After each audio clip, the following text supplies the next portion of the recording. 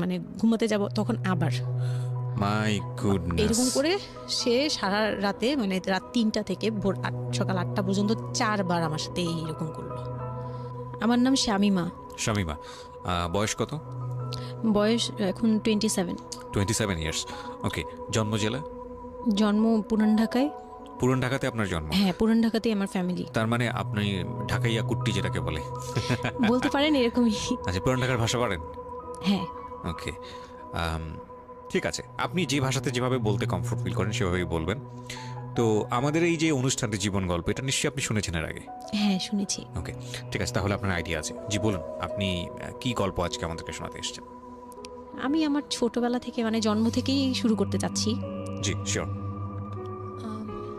আমি হচ্ছি আমার বাবা যিনি ছিলেন উনিও পুরান ঢাকার, আমার মাও পুরান ঢাকার।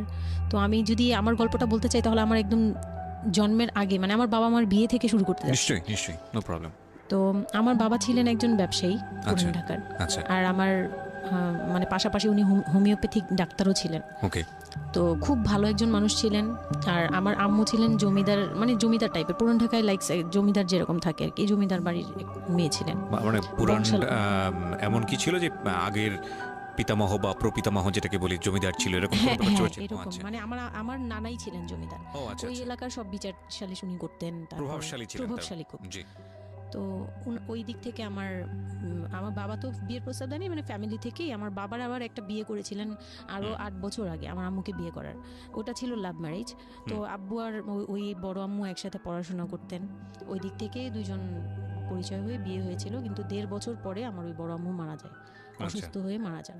তারপরে আমার আব্বু আর বিয়ে করবেন না এরকম বলেছিলেন যে আর বিয়ে করবো না। তারপর প্রায় 8 বছর পরে আমার দাদু আর ফুপ্পিরা মিলে মানে আমার আম্মুকে চুজ করে তারপর বউ করে নিয়ে আসেন। তো আমার আম্মু খুব অসুস্থ থাকতেন প্রায়, আমার আম্মু একটু ফিজিক্যালি একটু দুর্বল। তো ওইখান থেকে আমার আম্মুর বিয়ের প্রায় 2-3 বছর পরে আমার একটা বোন হয়। সেই বোনটা মারা যায় 6 মাসের মাথায়। আমার বোনটা মারা যায়। বোনটা মারা যাওয়ার পরে আমার আরেকটা কথা আমি এখানে ভুলে গেছি, যে আমার যে ফার্স্ট মা ছিলেন মানে বড় মা, আমার আব্বুর যে রিলেশন ছিল, ওইখানে একটা মেয়ে হয়েছিল। ওই মেয়েটার প্রায় 6 মাসের মাথায় মানে পেট খারাপ করে অসুস্থ হয়ে মারা যায়। তো তার পরপরই আমার বড় মাও মারা যায়। তো ওইখানে হচ্ছে আমার ওই বাচ্চাটা ছিল মেয়ে বাচ্চা। হ্যাঁ, তো ওর পরে আমার আব্বু 8 বছর পর বিয়ে করে। তারপর আমার মার একটা মেয়ে হয়। ওই মেয়েটাও মানে ওই মেয়েটা হচ্ছে জন্মের সময় মারা যায়, আর ওই ফার্স্টেরটা হচ্ছে 6 মাস পর মারা যায়। তো এই মেয়েটা হচ্ছে জন্মের সময় মারা যায়। তারপর তার 5 বছর পর আমার ভাইয়া হয়। আমার ভাইয়া আসে। তারপর আমার আম্মুকে বলা হয়েছিল যে আপনার হয়তো অপারেশন করতে হবে, কারণ আপনি আর কনসেপ্ট করতে পারবেন না, খুব অসুস্থ ছিল আম্মু। 2টাই সিজার ছিল, তো ওই সময়টাতে আর কি সিজার বেশি করা যেত না, তাহলে রিস্ক মানে লাইফে একটা রিস্ক থাকে। তো ওই দিক থেকে আমার আম্মুকে বলা হয়েছিল যে আপনার হয়তো বা ইউট্রাসের অপারেশন করতে হবে। তো আমার আম্মু তখন বলেছিল যে না, আমার একটা মেয়ে দরকার। খুব অসুস্থ অবস্থায় বলেছিল আমার একটা মেয়ে দরকার, মানে আমার যদি একটা মেয়ে থাকতো খুব ভালো। হয়তো বা সৃষ্টিকর্তাই চাচ্ছিলেন যে একটা মেয়ে, মানে আমি যে আসবো এটা তো আর উনি জানতেন না, কিন্তু থাকে না যে অনেক সময় কিন্তু মিলে যায় এরকম। তো আমার আব্বু বলছিল যে মেয়ে হোক ছেলে হোক, আরেকটা হলে ভালো হয়। তো ওইভাবে ট্রিটমেন্ট নিয়ে আমার প্রায় 2 বছর পরে আমি আমার আম্মুর মানে পেটে আসি। তারপর আমার জন্ম হওয়ার পরে আমরা ভালোই ছিলাম। আব্বুর বিজনেস ভালো ছিল। কিসের বিজনেস ছিল? ওনার হচ্ছে ইলেকট্রিক পার্টসের বিজনেস ছিল। তো ওখান থেকে আব্বুর মানে ভালো বিজনেস করতেন। পুরান ঢাকায় ছিলাম আমরা 4 জন, একটা ফ্ল্যাট নিয়েছিলাম। আব্বু বিজনেস করতো, আমি স্কুলে ভর্তি হলাম, ভাইয়া স্কুলে ভর্তি হলো। তো খুব ভালোভাবেই কাটছিল দিনকাল। তো একটা পর্যায়ে যে আমার যখন 10-11 বছর, তখন হচ্ছে আমার আব্বুর বিজনেসে একটু প্রবলেম হয়।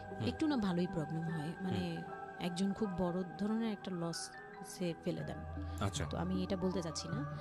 তো যাই হোক, খুব বড় একটা ট্র্যাজেডি, মানে আমার লাইফের সবচেয়ে বড় ধাক্কাটা আমি ওখানেই পাই, যে আমার আব্বু এরকম একটা পার্সন ছিল। আব্বু সবসময় বলতো যেটা, যে আমার এই মেয়েটা হচ্ছে, আমি দেখতে নাকি সেই প্রথম যে আব্বুর বেবিটা ছিল না, মেয়েটা যেটা 6 মাসের মাথায় মারা গেল, আব্বু তাকে খুব ভালোবাসতো। আমি নাকি দেখতে সেম ওরকম হয়েছি, শুধু আমি কালো। ওই মেয়েটা ফর্সা ছিল। তো আমি যখন জন্ম হই তখন আব্বু নাকি আমার ফেস দেখেই কান্না করে দেয় যে এটা আমার বড় মেয়েটা যে ছিল তার মতো হয়েছে, তার মানে ও সেই মানে আব্বুর ধারণা ছিল যে সেই আসছে এরকম কিছু। তা আব্বু আমাকে অনেক আদর করতো, মানে অন্য বাবারাও আদর করে সব মেয়েদেরই, কিন্তু আব্বুর ভালোবাসাটা কেন জানি একদম ডিফারেন্ট ছিল, অনেক বেশি ভালোবাসতেন, অনেক বলার মতো না। সারাক্ষণ টেক কেয়ার, সারাক্ষণ, রাত নাই দিন নাই সব সময়। আমার রাতে খুব বদভ্যাস ছিল, আমি রাত জাগতাম প্রচুর। প্রতি রাতে আব্বু আমাকে হেঁটে হেঁটে ঘুম পাড়াতো কোলে নিয়ে। প্রায় 10 বছর 11 বছর পর্যন্ত আব্বু আমাকে কোলে নিয়ে ঘুম পাড়াতো, অনেক আদর করতো। আর যখন যেটা, তখন তো ছোট ছিলাম, যখন যেটা বলতাম আব্বু এখন এটা লাগবে, রাত দিন তো বুঝতাম না, আব্বু ওই সময় বের হয়ে যেত, মানে খুঁজতে বের হয়ে যেত কোথায় পাই এটা, আমার মেয়ে বলছে। তো ভাইয়ার সাথে খুব একটা এরকম হয় নাই, আমার সাথে বেশি হতো। তো ভাইয়া এটা নিয়ে একটু জেলাসও করতো, আর সাধারণতই কিন্তু মানে ভাই বোনের মধ্যে এই এটা থাকে, তো আমাদের মধ্যেও এরকম ছিল। তো আব্বু যখন বিজনেস লস হলো তখন খুব বেশি মানে আব্বু ভেঙে পড়লো, আমরাও মোটামুটি, আমি তো আর বুঝি না, কিন্তু আমি তখন বুঝতাম যে আমার কিছু একটা কমতে যাচ্ছে, মানে কমতি হচ্ছে আমার, কারণ সব কিছু চাওয়ার পরপরই পাওয়া আর একটু লেট করে পাওয়া, এগুলো নিয়ে একটু মেন্টালি এতে পড়ে গেলাম। তো আব্বু বুঝতে দিত না, শুধু আম্মুকে বলতো যে ওদের বুঝতে দিবে না, আম্মু আমাদের বুঝতে দেয়নি কখনো, এরকম ভাবে করেনি। কিন্তু একটা সময় দেখলাম কি আব্বু বাসা চেঞ্জ করছে, ছোট বাসা নিচ্ছে, মানে এগুলো খুব ব্রেনে গিয়ে লাগলো যে ছোট বাসা কেন আর এরকম কেন হচ্ছে। আব্বু আস্তে আস্তে ব্যবসা গোটাচ্ছে, নতুন কিছু করার চিন্তা করছে, মানে এগুলো নিয়ে আমিও খুব ডিপ্রেসড হয়ে গেলাম। তখন আমি ক্লাস 6-7 পড়ি, এরকম হবে 7 থেকে 8 উঠবো এরকম। তো আব্বু সবকিছু গুটিয়ে চলে যাচ্ছিল ওনার এলাকায়, মানে দয়াগঞ্জের ওই সাইডে, মানে আমার দাদির এলাকা যে সাইডটা, ওই সাইডটাতে চলে যাচ্ছে, ওখানে চলে যাচ্ছে, বলছে আমি ওখানেই বিজনেস করবো, ওখানে একটু মানে রুম রেন্টও কম, আমি ওখানেই চলে যাব। আর আব্বুর যে ফ্ল্যাট একটা কিনেছিল, আব্বু এর মাঝখানে একটা ফ্ল্যাট কিনেছিল কিস্তিতে, তো ওইটাও সেল করে দেয়, সেল করে বিজনেসে ওইটাও ইনভেস্ট করে, এটা একটা বোকামি করে আমার আব্বু। যাই হোক, উনিও বুঝতে পারে নাই। তো ওখানে যাওয়ার পরে সেখান থেকে আব্বু আর কিছু করতেই পারলো না, আর আমাকে করলো কি, ওই সাইডটা একটু মানে রাফ এলাকা, তো যে এলাকায় আব্বুরা মানে ওখানে গেল একটু অন্য ধরনের, মানে একটু ইফটিজিং বেশি হয়, এইসব প্রবলেম ফেস করতে। আর আব্বু তো আমাকে বাসা থেকে বের হতে দিত না, আর ওই সময় আমাকে বোরকা পরাতো, তখন 10-11 বছর বয়স, কিন্তু ওই সময় আমাকে বোরকা পরাতো। তো ওই দিক থেকে চিন্তা করেছে যে এখান থেকে স্কুল চেঞ্জ করতে হবে, 8-এ উঠে যাচ্ছে মেয়েটা, তো এখান থেকে স্কুল না চেঞ্জ করে ওর মামার বাসায় থাকুক, আমার ছোট মামার বাসায় আর কি। আমরা তো নানু বাড়ি তো আমার ওখানেই বংশাল সাইডে আর কি, তো ওইখানে আমার মামা বাসায় নানু বাড়িতে রেখে আমার আব্বু যায়, কিন্তু রাখতে চায় না প্রথমে। আমার আম্মু খুব রিকোয়েস্ট করে যে এখানে ভালো থাকবে, আর আমার মামা ওইখানকার, আবার নানার পরে আমার মামাই ওখানে মোটামুটি প্রভাবশালী, মানে নানার যে প্রভাবটা ওটা আমার মামা পেয়েছে, মানে ওখানে বিচার টিচার যা হয় সব মামা করে, এখনও করে। তো ছোটো মামার বাসায় গেলাম, মামি আমাকে খুব আদর করতেন, মামি আমাকে অনেক স্নেহ করেন, সত্যি কথা এখনও অনেক স্নেহ করেন, কিন্তু আমার যাওয়া হয় না, ওটা আমি পরে বলছি। তো ওখানে ছিলাম, মামার বাসায় গেলাম, খালার ছেলে, বড় ছেলে, হ্যাঁ, উনি হচ্ছে আমার মানে মামার বাসায় আসছে হঠাৎ করে, আমি জানতাম না যে কেন আসছে, মাঝে মাঝে দেখা হলে সালাম নিতাম। কি নাম ওনার? ওনার নাম রিপন। ওকে। তো উনি হচ্ছে আমার মামার বাসায় আসছে। আপনার খালাতো ভাই? খালাতো ভাই, উনি আমার খালাতো ভাই, উনি আসছে। তো অনেক দিন পর আর কি আসছে। আমি তখন 9-এ পড়ি, পহেলা বৈশাখ ছিল, আমি 8 থেকে 9-এ উঠে গেছি পহেলা বৈশাখ। তো ওই সময়টাতে তাকে দেখলাম যে সে আমাদের বাসায়, রিপন। হ্যাঁ। তো আমি সালাম দিলাম, ভাইয়া কেমন আছেন, কারণ উনি আমাদের অনেক সিনিয়র। আপনি তখন ক্লাস 9-এ পড়েন? হ্যাঁ, 8 থেকে 9 আর কি। 8 থেকে 9-এ, ওকে। হ্যাঁ, তো ওই সময় আমি দেখে বললাম, ভাইয়া কেমন আছেন, চা খাবেন? তো আমার মামা বললো, হ্যাঁ চা বানিয়ে নিয়ে আসো।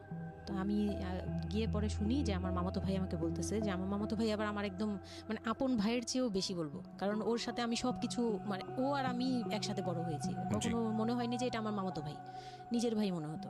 তো আমার বলতেছে যে তুই তো এখন আন্টি হয়ে যাবি, মানে দুষ্টুমি করতেছে যে তুই তো এখন বড় ভাবি হয়ে যাবি, হ্যাঁ তেন। আমি বলি কেন? বলে রিপন ভাই না তোরে বিয়ে করতে চায়। তো আমি খুব হেসে দিলাম, মানে আমি বলতেছি যে দুষ্টামি করতেছে, এরকম ভাবছিলাম যে মনে হয় ফান করছে। আমি ওর সাথে আবার কতক্ষণ চিল্লাচিল্লি, যাই উল্টাপাল্টা কথা বলিস কেন সেই। তো এইগুলা নিয়ে ওরা সবাই মিলে আমার সাথে বলতেছে, বলে কি কেমন কথা বলো। উনি বয়সে কত বড় ছিল আপনার থেকে? আমার তখন 13 আর উনার তখন ধরেন 37। 24 বছরের বড়, মানে আপনার না 24 বলতে এখানে, হ্যাঁ 24 বছরই তো বড়, তাই তো? ও মাই গড, ওকে। তো উনি তখন, আমি ভাবতেই পারিনি যে এই লোকটার সাথে আমার বিয়ে দিবে সবাই। মানে ও বললে তো এটা পাগলামি মনে করার কথা, যে এটা একটা পাগলামি, এটা কেমন কথা ক্লাস 9 এ পড়া যে উনি যদি মানে লিগ্যাল বয়সে বিয়ে করতে হয় তো আমার সমান একটা বাচ্চাই থাকতো। হ্যাঁ, তা আমি না ভাবতেই পারিনি তখন। তারপরেও না আমি চুপ হয়ে গেছি, আমি এই ব্যাপারে ডিসিশন দেওয়ার মতো বয়স আমার ছিল না, জ্ঞানও ছিল না। তো হুট করে আমার মামা মামি আমাকে জিজ্ঞেস করারও প্রয়োজন বোধ করেনি বা জানানোরও প্রয়োজন, কি কারণে জানি না, তবে ওনারাই ডিসিশন নিয়ে বললো যে আমার আব্বু আম্মুকে জানালো, আমার মেজো খালা যে মানে আমার আম্মুর ইমিডিয়েট বড় যে, ওনাকে আমার আব্বু আম্মুর কাছে পাঠায়। আর আমার আব্বু আম্মু তখন থাকে হচ্ছে তারই আমার এক ফুপির বাসায়, বাসা ভাড়া নিয়ে থাকে আর কি। তো ফুপির বাসায় থাকে, ফুপির নিজের বাসা, তো ওখানে থাকে। তো আব্বুর কাছে পাঠায়, তখন আমিও যাই ওই বাসায়। তো আমি তো আর জানি না এই কথা বলতে আসবে। আমি আবার ভাইয়ার সাথে বসে বসে গল্প করতে থাকি, ভাইয়া ছিল, ফুফাতো বোন ছিল, আমরা একসাথে গল্প করতে থাকি। তো হঠাৎ করে শুনি যে একটু মানে আমার খালা খুব জোরে সোরে বলতেছে, মানে চিল্লাচিল্লি করে বলতেছে যে যদি এই বিয়ে না হয় তাহলে আমাদের সাথে তোদের কোনো কন্ট্যাক্ট নেই, আজকে থেকেই বন্ধ। আচ্ছা, হ্যাঁ, এই বিয়ে হতেই হবে। কেন হতে হবে? আমার আব্বু বলছে কেন হতে হবে, আমার মেয়ে তো অনেক ছোট, ও তো এই সংসারের ভার নিতে পারবে না, বলো ওগুলো আমরা দেখবো, ওরে আমরা বাচ্চার মতো পালবো। মানে উনি বলতেছে আমি দায়ভার নিলাম, আমি সবকিছু নিলাম, এইভাবে বলতেছে আমি সবকিছু দেখবো, এগুলা নিয়ে কোনো টেনশনের কিছু নাই, নিজেদের মানুষ, এর চেয়ে ভালো কোনো অফার কোনোদিন পাবা না, মানে এর চেয়ে ভালো কোনো প্রস্তাব আসবে না, এই না সেই না, সেই অনেক কিছু বলতেছে। আব্বু মুখে কনভিন্স করতেছে যে এইটা যদি তোমরা হাতছাড়া করো তাহলে আর কখনো মেয়ের জন্য ভালো কিছু পাবা না, আর আমাদের সাপোর্ট জীবনেও পাবা না, তোমাদের একটা সাইড পুরো বন্ধ হয়ে যাবে, মানে আমরা আমাদের সাথে তোমাদের একদম রিলেশন শেষ, তোমাদের মেয়ে এখনই রেখে যাবো, তোমরা কি করবা করো। তো আমার আব্বু ওই দিক থেকে একটু দুর্বল ছিল। পরে আমি এটা শুনে কান্না করে দিছি, মানে সাথে সাথে কান্না করে দিছি। তো আমার ভাইয়াও বুঝছে, আমাকে নিয়ে ছাদে চলে গেছে। আমার ফুফাতো বোন, ভাইয়ার এক খুব ক্লোজ ফ্রেন্ড ছিল, ছোটবেলার বন্ধু, সেও আমাকে খুব আদর করতো বোনের মতো, সেও গেল উপরে, বলতেছে আব্বু তুই কান্না করিস না, আমরা দেখতেছি কি করা যায়। তো আমার ভাইয়া বলতেছে বলে কি আমি ওরে নিয়ে কোথাও পালিয়ে যাই, আমার মনে হচ্ছে যে আমি ওকে নিয়ে এখন কোথাও পালিয়ে যাই, যে রিপন ভাই এটা কিভাবে এটা বলতে পারে যে বিয়ে করবে ওকে। তো আমি খুব কান্নাকাটি করছিলাম। আমার খালা চলে গেল, খালা চলে যাওয়ার পরে আমার ভাইয়া আব্বুকে যে কি বলছে জানি না, আব্বু আবার ছাদে আসছে, আমি কান্না করতেই আসি, মানে তখন কন্টিনিউ কান্না করতেছি। তো আমার আব্বু ছাদে এসে যেটা বললো, যে আমার আব্বু তখন বললো যে বলে আমি তোমাকে নিয়ে মানে বনে চলে যাব দরকার পড়লে, কিন্তু আমি ওর কাছে তোমাকে দিব। তো আমি দেখলাম যে আব্বু ফিজিক্যালি, মেন্টালি, আর্থিকভাবে সব দিক থেকে দুর্বল, এখন আমাকে নিয়ে যদি বের হয় সে পারবে না, এটুকু বুঝলাম, তার দ্বারা সম্ভব না এটা। পরে আমাকে বললো যে তুমি যদি রাজি থাকো তাহলে আমার কোনো আপত্তি না, যদি তুমি বলো যে না আব্বু আমি রাজি না, তুমি শুধু একবার বলো, তাহলে আমি তোমাকে নিয়ে বের হয়ে যাবো, আমরা বাবা মেয়ে কই থাকবো কেউ জানার দরকার নেই। আপনার মার কি ভূমিকা ছিল এই সময়? আমার মা তখন বলতেছে যে দিবে, আমার মা ইচ্ছা ছিল যে দিবে, কারণ আমার মা তখন এই জিনিসটা বুঝে না, মানে আমার মা এমনিতেও অনেক সৎ সরল, সত্যি কথা বলতে ওনার দোষ না এটা, সেইটা বুঝতো না যে এই যে ডিস্টেন্সে বিয়ে দিলে এই বিয়েগুলো টিকে না, বা 24 বছর বয়সের ডিফারেন্স, এগুলো নোট করবেন, এবং খুব ইম্পর্টেন্ট, আসলে খুবই ইম্পর্টেন্ট, কারণ বয়সের গ্যাপটা, না ঠিক আছে কিছু কিছু মানুষের জীবনে যে ব্যতিক্রম ঘটে না তা কিন্তু না, কিন্তু এই ব্যতিক্রমটা যদি আমরা উদাহরণ হিসেবে নিয়ে সবার উপর চাপিয়ে দেওয়ার চেষ্টা করি তাহলে কিন্তু সেটা সম্ভব নয়। ঠিক আছে, একটু খেয়াল করবেন, 24 বছরের ডিফারেন্স হচ্ছে ও এবং ওর খালাতো ভাই রিপনের মধ্যে। ও যখন 13 বছর তখন ওর খালাতো ভাই হচ্ছে 37। So it's a huge gap. সাধারণত বলা হয়ে থাকে 4-5 বছরের গ্যাপ ইজ ওকে, কিন্তু এর থেকে বেশি না হওয়াটাই বেটার। সেক্ষেত্রে 24 বছর, কোথায় 4-5 বছর আর কোথায় 24 বছর। হ্যাঁ, দেন হচ্ছে ওই বিয়েটা, মানে আপনি কি বললেন? এখন তো সিদ্ধান্ত আসলে আপনার জায়গায় ছিল। সিদ্ধান্ত আমার জায়গায় বলতে আমি তখন 13 বছর বয়স, তো মানে আমি তখন প্রেমও করিনি একটাও, মানে একটা এজ থাকে কিন্তু সবকিছুরই। মানে তখন দেখতাম যে আশপাশে মানে যারা কলেজে পড়ে, আমার একটা টার্গেট ছিল যে আমিও একদিন কলেজে পড়বো, আমার অনেক ফ্রেন্ড সার্কেল থাকবে, হয়তো আমার ভালো একটা রিলেশন থাকবে বা বিয়ে হবে, এরকম সবারই একটা ইয়ে থাকে। কিন্তু ওই বয়সটাতে আমার ওইটুকু যাওয়ারও মানে ওই চিন্তাতে আমি যাইনি তখনও, যে আমি একটা রিলেশন করব আর ওই জায়গায় বিয়ে। তো আমি আমার আব্বুকে মনে প্রাণে বিশ্বাস করতাম, তো আব্বুর উপরে ছেড়ে দিলাম। আব্বুকে আর ভাইয়াকে বললাম যে দুইজন সামনে ছিল, আমাকে বারবার জিজ্ঞেস করতেছে তুমি যদি ইয়েস বলো ইয়েস, তুমি যদি না বলো তাহলে আমি তোমাকে নিয়ে বেরিয়ে যাবো। ভাইয়াও বলতেছে বলে আমিও আপনার সাথে যাবো। তো আমি দেখতেছি আব্বু এমনিতেই 1 থেকে 1.5 বছর বা 2 বছর ধরে এরকম সার্ভাইভ করতেছে, মানে নিজে যুদ্ধ করে পারতেছে না, কাজকর্ম সব কিছু বন্ধ হয়ে গেছে, মানে বিজনেস টিজনেস সব গুটিয়ে ফেলছে।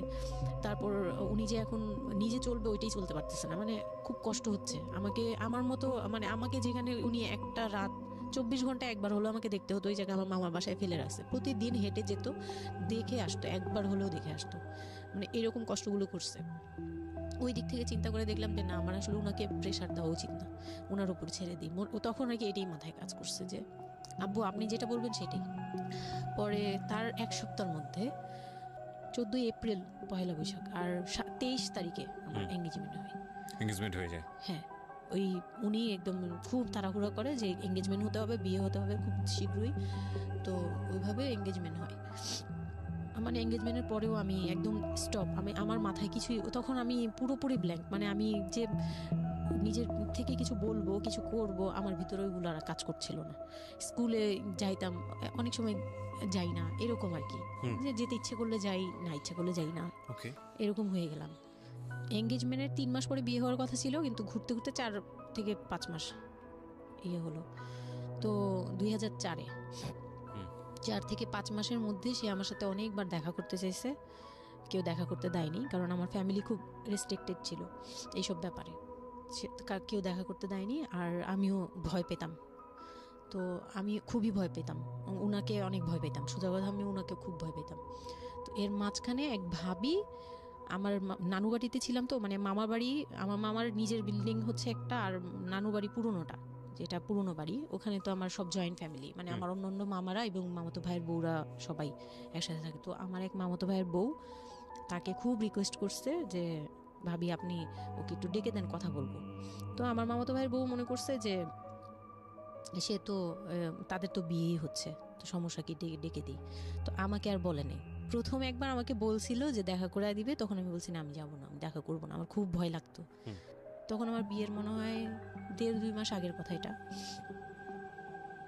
তো আমার মামাতো ভাইয়ের বউ আমাকে ডাকছে যে কিছু একটা বলে, মানে জামা বানানো বা সামহাও এরকম কিছু একটা, অনেক বছর আগে, তো ভুলেও গেছি যে কি একটা কারণে আমাকে ডাকছে সে। তো আমি গেলাম, একদম মনের অজান্তেই গেলাম। গিয়ে পরে রুমে গেছি, পরেই দেখি হইলো মানে রিপন বসে আছে। তো বসে আছে দেখে না আমার একদম খুব একটা আঘাত লাগলো যে এই ভাবি আমাকে এইভাবে নিয়ে আসলো। আর ভাবি তো মজা করে, মানে ওনারও দোষ না, উনি ভাবতেছে যে নতুন বিয়ে হবে, ওদেরকে একসাথে করিয়ে এসে। তো উনি বললো কি আচ্ছা তোরা বস, আমি চা নিয়ে আসি, এরকম বলে উঠে গেল না, আমার আরও ভয় লেগে গেছে।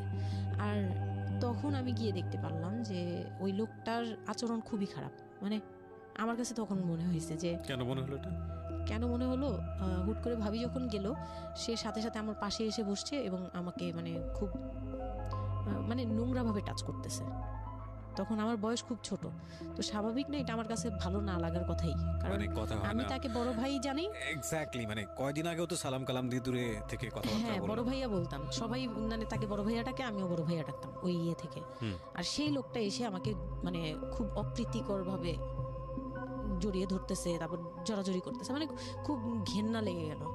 আমি খুব জোরাজোরি করে আমি বললাম আমি এখন চিল্লাচিল্লি করবো, মানে তখন আমার খুব খারাপ লাগতেছিল, তখন বললাম আমি চিল্লাচিল্লি করবো বলে আমি একটু জোরে বলছি, পরে উনি আমাকে ছেড়ে দিছে। আমি এমন দূর দিছি একবারে সরাসরি মানে মামার বাসায় চলে গেছে, আর আসিনি। আর ওখানে গিয়ে অনেক কান্নাকাটি করছে যে এখন তো নাও করা যাবে না, আর এই লোকটা এরকম কেন, এই লোকটা তো তাহলে বিয়ের পরে, মানে আমার একটা ভয় ঢুকে গেছে যে এই লোকটা তো তাহলে আমাকে না জানি কি করবে, এরকম একটা ভয় ঢুকে গেছে। তখন তো ছোট ছিলাম, আর আমাদের ওই সময়টাতে তো এত মিডিয়া ছিল না যে আমরা এত কিছু বুঝবো যে এই আর কি।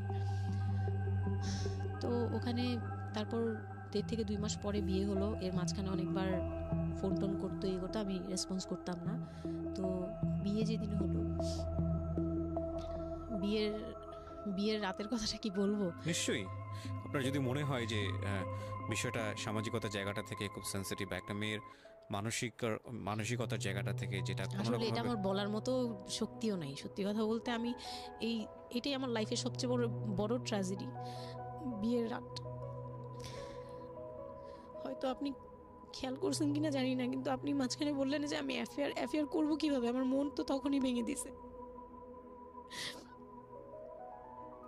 আমার ভিতরে একটা ভয় কাজ করে।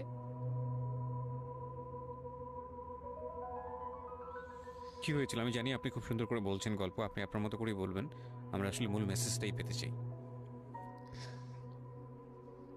লোকটা হচ্ছে সামাজিকভাবে সবার কাছে খুব ভালো, সবার কাছে ভালো বলতে মানে গলিতে বা এলাকায় কিছু করে না, সেই এলাকায় খুব ভালো ব্যবসা করে, খুব সহজ সরল ভাবে দোকানে যাচ্ছে, আসতেছে, খাচ্ছে, ঘুমাচ্ছে, নর্মাল। আমার সাথে যেদিন বিয়ে হলো সেদিন খুব বৃষ্টি। তো আমার তো ওই একদিনে আমার ভাবির রুমে, ওই দিনে আমি তার রূপ দেখে ফেলছি। তো তখন থেকে আমার তাকে দেখলে মানে গা শিউরে উঠতো, যে মনে হতো যে ভয়ঙ্কর একটা কিছু করবে। মানে মনে হতো, তখন আমি বুঝতাম না, সেক্সুয়াল লাইফটা বুঝতাম না যে সেক্স কি জিনিস, কিন্তু তখন একটা ভয় ঢুকে গেছে, খুব চাপা একটা ভয়। প্রথম কথা হচ্ছে যে আপনি একটা ছেলে এবং মেয়ের মধ্যে যে স্বাভাবিক সম্পর্কটা বিবাহ পরবর্তী, এটা সম্পর্কে আপনার কোনো আইডিয়া ছিল? আপনাকে কেউ বলেছে? এটা সম্পর্কে কোনো আইডিয়াই ছিল না, শুধু জানতাম যে কিছু একটা হয়, কিন্তু কি হয় সেটা আপনি জানতেন না। আপনাকে বিয়ের রাতে বা আগে পরেও কেউ কখনো কিছু বলে না? আমার বিয়ের আগে আমার এক ভাবি ছিল, মানে যেই ভাবির বাসায় গেছি সেই ভাবি না, আরেকটা ভাবি ছিল, উনারই বড় যা আর কি। তো ওই ভাবি আমাকে জাস্ট কানে কানে বলছে যে আজকে কিন্তু যাই হোক একদম চুপ থাকবি, আমাকে এইভাবে বলছে। শুধু এটা বলছে, আজকে যাই হোক ভয়ানক কথা বলেছে, মানে এটা শুনলে তো আরো ভয় লাগে। যাই হোক কি হবে, বলে কিছু বুঝো না তুমি, হ্যাঁ কিছু এতই ছোট, কিছু বুঝো না, এইগুলি বলতেছে। মানে আপনার মনে আরো বেশি ভয় ঢুকে গিয়েছে। কোন ধরনের চিল্লাচিল্লি করবি না, চুপচাপ থাকবি, মানে জাস্ট হাসি মুখে এরকম করে বলছে। কিন্তু আমার কাছে একটু ভয় লাগছে তখন, যে এই লোকটা তো ওই সময় যদি এরকম মানে খপ করে জড়া ধরতে পারে, এই লোক কি করতে পারে, কি হতে পারে, মানে এই টাইপের একটা ভয় কাজ করছে তখন এই জিনিসগুলো বুঝতাম না, মানে ফিজিক্যাল রিলেশন বা এগুলি এই সম্পর্কে কিছুই জানতাম না। জানতাম যে কিছু একটা হয়, হাজব্যান্ড ওয়াইফে কিছু হয়, কিন্তু কি হয় এটা জানতাম না, এরকম ছিলাম। তো নর্মালি যখন বিয়েটা হলো, কমপ্লিট হলো, সে তো মানে কতক্ষণে রুমে যাবে এরকম। একটু পজ দিচ্ছি আমি এখানে, কারণ আমি জানি যে ম্যাক্সিমাম আমি গেস করছি এখানে, কারণ এদিকে এখানে যারা শুনবে বা এই মুহূর্তে যারা শুনছে তাদের ইন্টেনশনটাকে আমি একটু ক্লিয়ার করতে চাই। সেটা হচ্ছে আমরা এটা বলি যে this is an entertaining show, but এই জীবন গল্প বলেন বা আমার লাস্ট 7-8 ইয়ার্সের ক্যারিয়ারে আমি রেডিওতে যে ধরনের প্রোগ্রাম করেছি, সোশ্যাল অ্যাওয়ারনেসের জায়গাটা থেকে এটা কী ধরনের ভূমিকা রেখেছি সেটা আপনারা আপনাদের জায়গা থেকেই ভালো মূল্যায়ন করতে পারবেন। বাট আমি একটু করজোরে আপনাদের কাছে একটা মিনতি করতে চাই, এই ঘটনাটাকে সিনেমা হিসেবে না দেখে, সিনেমার পর্দায় কিছু একটা ঘটতে যাচ্ছে এরকম একটা কিছু হিসেবে না দেখে, রেডিও হিসেবে না দেখে, একটু নিজের জায়গা থেকে চিন্তা করে দেখবেন, বা যদি বিষয়টা এরকম হয় একটা মানবিক জায়গা থেকে একটু চিন্তা করে দেখবেন। 24 বছরের গ্যাপ হাজব্যান্ড অ্যান্ড ওয়াইফের মধ্যে, 24 ইয়ার্স, 13 বছরের একটা মেয়ে, যে মেয়েটার জীবনে প্রেম বলতে কোনো কিছু আসেনি, শারীরিক সম্পর্ক কি সে বোঝেই না, এবং দ্বিতীয়ত যে বিষয়টা ইম্পর্টেন্ট, বয়ঃসন্ধিকালের একেবারে ইনিশিয়াল স্টেজে সে আছে, সে জানি না আসলে বিষয়গুলো কি। আর 37 বছর মানে হচ্ছে আমাদের পার্সপেক্টিভ থেকে, আমাদের সামাজিকতার জায়গা থেকে, একটা ছেলে যখন একদম এই সমস্ত স্টেজ, প্রেম বলেন, শারীরিক সম্পর্ক বলেন, বা অন্যান্য যে বিষয়গুলো আছে সেগুলো বলেন, সেগুলো অতিক্রম করে মোটামুটি বৈষয়িক হয়ে গেছে। বৈষয়িক বলতে আমি যেটা বোঝাচ্ছি, এই জীবনে এসে দায়িত্ব ছাড়া অন্য কোনো কিছু থাকে না 37 কিংবা 40 বছরের পর থেকে, এরকম একটা স্টেজে আছে। তার মানে ওদের মধ্যে মেন্টাল ম্যাচিংয়ের কত বড় একটা গ্যাপ। সেই জায়গাটা থেকে ছেলেটা যদি মেয়েটাকে বুঝতে না চেষ্টা করে, বিশেষ করে ছেলের দায়িত্ব, কারণ যেহেতু সে সিনিয়র, যদি বুঝতে না চেষ্টা করে, তাহলে এটা কতটা অমানবিক এবং কতটা পাশবিক, কতটা ভয়ঙ্কর হতে পারে মেয়েটার জায়গাটা থেকে, এটা একটু চিন্তা করবেন। সো বিশেষ করে যারা বাসরাত বিষয়টাকে মাথায় রাখছেন, তাদেরকে আমি বলবো প্লিজ থিঙ্ক লাইক দিস। হ্যাঁ, এখানে একটু মানবিক হওয়া প্রয়োজন। এখানে যদি আমরা শুধু এন্টারটেনমেন্ট হিসেবে বিষয়টাকে নেই, তাহলে আমি আসলে যে কারণে এই বিষয়টা আনতে চাচ্ছি সেই মেসেজটা ক্লিয়ার হবে না। Okay, so please feel the story actually. তারপর বিয়ের দিন যেটা আর কি, রাতের বেলা সবাই আমাকে নিয়ে আসলো বাড়িতে, মানে ওনাদের বাসায়। তো ওই বাসায় হচ্ছে একটা রুম, মানে প্রথম হচ্ছে বাসায় ঢুকেই কোনো বারান্দা টারান্দা কিছু নেই, শুধু রুম আর সিঁড়ি, সিঁড়ি ঘর। মানে পুরান ঢাকার বাসাগুলো একটু বেশি ইয়ে হয়তো, খুব ছোট ছোট হয়তো, ঘিঞ্জি টাইপের হয়। আমি একসময় জিএসআরসিতে কাজ করতাম, আমার ফার্স্ট জব ছিল ওটা, আমি সার্ভে করেছিলাম পুরান ঢাকায়। সেটাই আমার প্রথম পুরান ঢাকায় যাওয়া, এবং আমার কাছে মনে হয়েছিল যে আমি কোথায় এসেছি। অনেক ঘিঞ্জি ভাইয়া। না, এটা কারণ হচ্ছে পুরান ঢাকা নিয়ে অনেকেই অনেক কিছু বলেন, কারণ ঢাকায় যারা, তাদের কাছে পুরান ঢাকাটা একটা নস্টালজিক জায়গা। আমি তো আর ঢাকায় বড় হইনি, সো আমার কাছে ঢাকা, আমি যখন ঢাকায় প্রথম পাড়া দিয়ে যখন পাবলিক বাসে উঠেছিলাম, তখন আমার কাছে মনে হচ্ছে আল্লাহ আমি কোথায় আসলাম, এই জায়গায় আমি কেন আসলাম। তো নর্মালি হচ্ছে ঢাকা এরকম। তারপরে যখন পুরান ঢাকায় গেলাম, পুরান ঢাকার সাথে আমার ওই ধরনের অ্যাটাচমেন্ট কখনোই ছিল না, অনেক বেশি, অনেক ঘিঞ্জি। আমার মনে আছে চকবাজারের যেই চকবাজার নামে একটা যে জায়গা আছে, ওখানে চুরি পট্টি কি যেন একটা আছে না, যে মেয়েদের কসমেটিক্স বিক্রি করে, ম্যাক্সিমাম হচ্ছে নকল, আমি জানি না এখন কিরকম আছে। তো আমি জীবনে কোনোদিন দেখি নাই যে একটা মানুষ আরেকটা মানুষকে গলি দিয়ে ক্রস করতে পারে। এবং ইন্টারেস্টিং বিষয় হচ্ছে, এখানে তো মেয়েরা ঢোকেই না, এবং ওর ঢোকার পরে ওপরে ছাদ, মানে এমন ভাবে বিল্ডিংটা, অনেকগুলো বিল্ডিং মিলে ওই এলাকাটা, ওখানে ধাক্কা লাগবে, মানে এরকম একটা অবস্থা যে একজন আরেকজনকে ক্রস করতে খুব ভয়ানক, মানে রীতিমতো ভয়ানক অবস্থা। আর আমি সার্ভে করেছিলাম, যেহেতু আমি বিল্ডিংগুলো সার্ভে করতাম, মানে অনেক, আমি একটা ইউনিভার্সিটিতে অনার্স দিয়ে, না অনার্সের থার্ড ইয়ার বা সেকেন্ড ইয়ারে থাকা অবস্থার ঘটনা এটা, আমি সার্ভে করেছিলাম বিল্ডিংগুলো। তো সেই সময় ওই সময়টাতে আমার একটু জানা হয়েছে আর কি। তো আসলে ভয়ানক রকমের কিনছি। হ্যাঁ, তো বলুন যেটা বলছিলেন। তো যেটা বলছিলাম যে ওই রাতে ওই একটা রুম, এরকম রুমের উপরে রুম, তার উপরে রুম, মানে সিঁড়ি রুম, সিঁড়ি রুম এরকম। আর প্রথম যে রুমটা, মানে নিচতলায় যে রুমটা ছিল, সেই নিচতলা রুমের সিঁড়ির নিচে ছিল চুলা আর বাথরুম, সিঁড়ি কর্নারে। ওকে, মানে এটা হচ্ছে ওদের নিজের বাড়ি। ওকে, এইটুকুই ছিল। মানে তিনটা রুম, মানে হচ্ছে হলো এক ধরনের বিল্ডিং, একটা বিল্ডিং, একতলা দুতলা তিনতলা এরকম বিল্ডিং, বা তিনটা রুম। হ্যাঁ, তিনতলা বিল্ডিং, কিন্তু সিঁড়ি আর রুম, সিঁড়ি আর রুম। মানে কত অল্প জায়গার মধ্যে এই জিনিসটা ম্যানেজ করেছে। হ্যাঁ, আমি পরে শুনেছি যে এটা আধা কাঠারও নিচে, আধা কাঠারও নিচে, ওইটা 1 শতক বা হাফ শতক জমি যেটাকে বলে। হ্যাঁ হ্যাঁ, শুধু একটা রুম আর সিঁড়ি, এইটুকু। তো ওইটুকুর মধ্যেই মানে বাড়িটা। তো ওই বাড়িতে আমার খালার বাড়ি ছিল, আমি তো প্রায়ই যেতাম, বেড়াতে যেতাম ছোটবেলায়। তো আমাকে নিয়ে গেল, আর তিনতলার রুমে, সবচেয়ে পরের রুম যেটা, ওটাতে আবার আমার মানে মেজো দেবর সম্পর্কে ছিল। সে আমাদেরও, মানে আমার বিয়ের 12 বছর আগে বিয়ে করে ফেলছে। সে লাভ ম্যারেজ করছে, মানে উপযুক্ত বয়সে বিয়ে করছে। আর আমার হাজবেন্ড আবার ছিল যে, উনি আবার খুব লেটে বিয়ে করছে, মানে ফ্যামিলির দায়িত্ব পালন করে সবকিছু শেষ করে তারপর বিয়ে। 37 আসলে খুব লেট না, কিন্তু 37 এর জায়গা থেকে 13 বিয়ে করাটা খুব অবিবেচ্য। আমার জন্য তো সে অনেক বড়। যাই হোক, তারপর ওই দেবরের যখন বিয়ের 12 বছর হয়ে গেছে, তখন উনি বিয়ে করছে। আর তো ওই ভাইয়া, মেজো ভাইয়া যে ছিলেন, তো মেজো ভাইয়ার রুমটা ছিল তিনতলায়। আমি ওখানেই আমার বাসর ঘরটা করা হয়েছিল আর কি। তো ফুল টুল তেমন ভালো আনা হয়নি, সে খুব রাগারাগি করছে। ছোট ভাই যারা ছিল, এলাকার ছোট ভাইটাই, ওদের সাথে খুব রাগারাগি করছে আমার হাজবেন্ড যে ছিলেন। এটা কোনো ঘর সাজানো হলো, এই সেই বলে টলে বলতেছে, এখন তোমরা বের হও, অনেক হয়েছে, এখন তোমরা যাও, মানে খুব রাগারাগি করতেছে। তো আমি রাগ দেখে আরো ভয় পেয়ে গেছি। প্রথম রাত, তারপরে আবার আমি মানে এই অবস্থায় আসছি, বউ হয়ে আসছি, আমার শরীরে ভারী গহনা, শাড়ি টাড়ি, মানে আমি এগুলোর ওজন নিতে পারছি না। 4-5 ঘন্টা হয়ে গেছে আমাকে এগুলো পরায় রাখা হয়েছে, ভারী মেকআপ দেওয়া হয়েছে, আমি এগুলো কখনো ইউজ করিনি ফার্স্ট লাইফে। মানে আমি দেবীর মতো সেজে বসে আছি, এরকম একটা ইয়ে। তো খুব ভয়েও কাজ করছে, নার্ভাসনেস। তারপর এখন কি হবে, সবাই বের হয়ে গেলে কি হবে, এটা একটা টেনশন। আর শুধু মানে কেমন জানি একটা ফিল, যেটা সাধারণত নরমালি হওয়া উচিত একটা ছেলে এবং একটা মেয়ের জায়গাটা থেকে। এটা হচ্ছে জীবনের সবচেয়ে সুন্দরতম মুহূর্তের একটা, রাইট? আমরা সেটাই চিন্তা করি না? একটা মেয়ের জীবনে স্বপ্ন থাকে তার একটা বাসর রাত কিংবা ফুলসজ্জার রাত, আমরা যেটাই বলি সেটা নিয়ে। একটা ছেলের জীবনেও নিশ্চয়ই থাকে, এবং সেটা চমৎকার হয়ে সারা জীবন স্মৃতি হয়ে থাকুক, এরকম কিছু একটা থাকে। এবং সেখানে বিষয়টা যদি এরকম হয় যে একটা মেয়ের জীবনে আতঙ্কের রাত এবং ভয়ানক রকম আতঙ্কের, লাইফের সবচেয়ে বড় আতঙ্কের রাত ছিল ওটা। তাহলে আপনি চিন্তা করে দেখতে পারেন। এবং সেটাকে যারা আজকে এই রেডিও যারা শুনে, যারা এটাকে এন্টারটেনমেন্ট হিসেবে নিচ্ছেন, তাদের জায়গা থেকে আমি বলতে পারি যে এখানে নিজেরও কিন্তু একটা পরিচয়ের বিষয় আছে। হ্যাঁ, মানে নিজের পরিচয়টা নিজের কাছে কি দিচ্ছেন একটু চিন্তা করে দেখেন। ঘটনার ভেতরে ঢোকার চেষ্টা করুন, এই মেয়েটার মানবিক অনুভূতিটাকে জানার চেষ্টা করুন, অন্য কিছু নয় প্লিজ। কজ আমরা আমাদের সামাজিকতার জায়গাটা থেকে মেয়েদের এই বিষয়গুলোকে উইথড্র করে বা না ভেবে তাদেরকে কখনো কখনো সারা জীবনটা ধ্বংসের দিকে ঠেলে দিই। হয়তো মেয়েটার ক্ষেত্রে এরকমই কিছু হয়েছে, আমরা একটু সামনের দিকে আগাবো। জি, তারপর উনি আমাকে, আমি তখন শাড়ি টাড়ি পরা, গহনা পরা।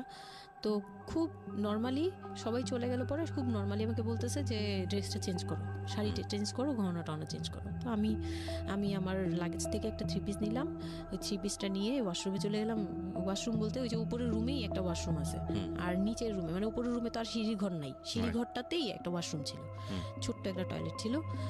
ওইটাতে গিয়ে আমি চেঞ্জ করলাম খুব কষ্টে, চেঞ্জ করে তারপর মুখের মেকআপ টেকআপ এগুলো ওয়াশ করে আসলাম। তারপর আসার পরে উনি বলতেছে উজু করে আসো।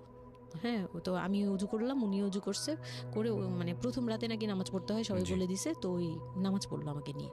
নামাজ পড়ার পরে বেডে গেলাম, মানে আমি বিছানায় যে বসলাম, খুব ভয়ে ভয়ে আছি যে কি বলবে কি করবে জানি না। তো উনি আমার পাশে এসে বসে আমাকে ফার্স্ট কথা যেটা বললো, মানে এইটাই ফার্স্ট কথা ছিল যে আমি তো ওই ফ্যামিলির বড় ছেলে, আর তুমি তো আমাদের ফ্যামিলির সবাইকে চিনো জানো, তোমার তো আর চেনা জানার দরকার নেই। আর আমার তখন ওনার মা মারা গেছে 3-4 বছর, মানে 3 বছর হবে এরকম, 3 থেকে 4 বছর এরকম হবে। বলে আমার মা মারা যাওয়ার পরে আমি এখন সংসার দেখি, আমার হয়ে আমার মার জায়গাতে এখন তুমি। এটা শোনার পর আমার কাছে মনে হলো আস্ত একটা বাড়ি আমার মাথার উপর পড়লো। এটা আমি যেখানে নিজের এটাও একটা বিষয়। ওই কথাটা কিন্তু খুব সুন্দর বলেছে, মানে ওর 37 ইয়ার্সের জায়গাটা থেকে এটা খুব সুন্দর একটা কথা। কিন্তু কথা হচ্ছে 13 বছরের একটা মেয়ে কেন এটা বুঝতে যাবে? ও কিন্তু এটাই বুঝেছে যে এই এত 3 তলা একটা বাড়ি, 3 রুমের একটা বাড়ি ওর মাথার উপরে দিয়ে দেওয়া হলো। দেখুন, এই জিনিসটাই আমি আপনাদেরকে বোঝানোর চেষ্টা করছি যে আসলে সবকিছুর একটা বয়স থাকে। হ্যাঁ, এবং ছেলেটার জায়গা থেকে কিন্তু খুব সুন্দর নামাজ পড়েছে, বসছে, এখন পর্যন্ত আমাদের কাছে ভালোই লাগছে শুনতে। কিন্তু এটা আসলেই কেউ বুঝতে চাইবে? 13 বছরের মেয়েটাকে এই জিনিসটা বুঝতে চাইবে? এইটা বোঝাটা জরুরি ছিল। হ্যাঁ, তারপর উনি যেটা বলছে যে আমার ভাই বোন আছে, সবাই আমার ছোট, কিন্তু আমার তো প্রায় 10-12 বছরের বড়। ওনার যে 10-12 বছরের ছোট, সে আমার 12-13 বছরের বড়। মানে তাকে আমি ছোটবেলা থেকে এইভাবে দেখে অভ্যস্ত। তো এইগুলো চিন্তা ভাবনা, মানে ওই সময় তো আর এত কিছু কিন্তু ওনার ছোট ভাই বোন এগুলা, মানে ওনার কাছে তো এগুলো বাচ্চা এখনো, আর আমার কাছে তারা অনেক বড়। আমি তাদেরকে কি টেক কেয়ার করবো, তারা আমাকে করবে, মানে আমার এরকম একটা বিষয়টা তাই। হ্যাঁ, তো আমি চুপ হয়ে শুধু শুনছিলাম, ও আচ্ছা, মানে আমি কিছু বলার মতো ভাষাও পাচ্ছি না, বা আমি কি বলবো, আমার এখানে ডায়লগই কি ছিল, মানে আমি এরকম মনে হচ্ছে যে কেউ আমাকে একটা স্ক্রিপ্ট ধরাই দিত, আমি একটু দেখে আমাকে কেউ কিছু বলেও না, এই লোক কি বলতেছে। তো যাই হোক, এই কথাটার পরে মানে যখন উনি এটা বলার পরে বলতেছে যে তুমি, আমাদের একটা মানে রুলস আছে, বিয়ের পরে নাকি বাসর ঘরে নাকি কিছু দেয়, হাজব্যান্ড ওয়াইফকে কিছু দেয়, তারপর নাকি টাচ করে, এরকম কিছু একটা। তো আমাকে বলতেছে যে তোমার কি আমার উপর কোনো দাবি আছে, মানে এইগুলো আমি জানতাম না, এগুলো আমি অনেক পরে গিয়ে শুনছি। এগুলো অনেক পরে গিয়ে জানছি যে এই সময় নাকি কিছু চাইতে হয়, মানে এই সময় যা চাইবে তাই দিতে হবে, এরকম কিছু একটা। তো এটাও আমাকে কেউ বলে দেয়নি। তো আমি ওই সময় একটা লসে পড়ে গেলাম না, মানে এরকম মনে হচ্ছে এখন আর কি। তখন আমাকে এটা কেউ বলে নাই। বাই দ্য ওয়ে, আমরা যার গল্প আজকে এখানে শুনছি উনি হচ্ছেন শামীমা। ওনাকে যদি আপনারা দেখতে চান, আমাদের যিনি আজকে গেস্ট, আমরা একটা ছবি দিয়ে দিয়েছি। আমি বললাম যে না, আমি জানতাম না দাবি জিনিসটা কি।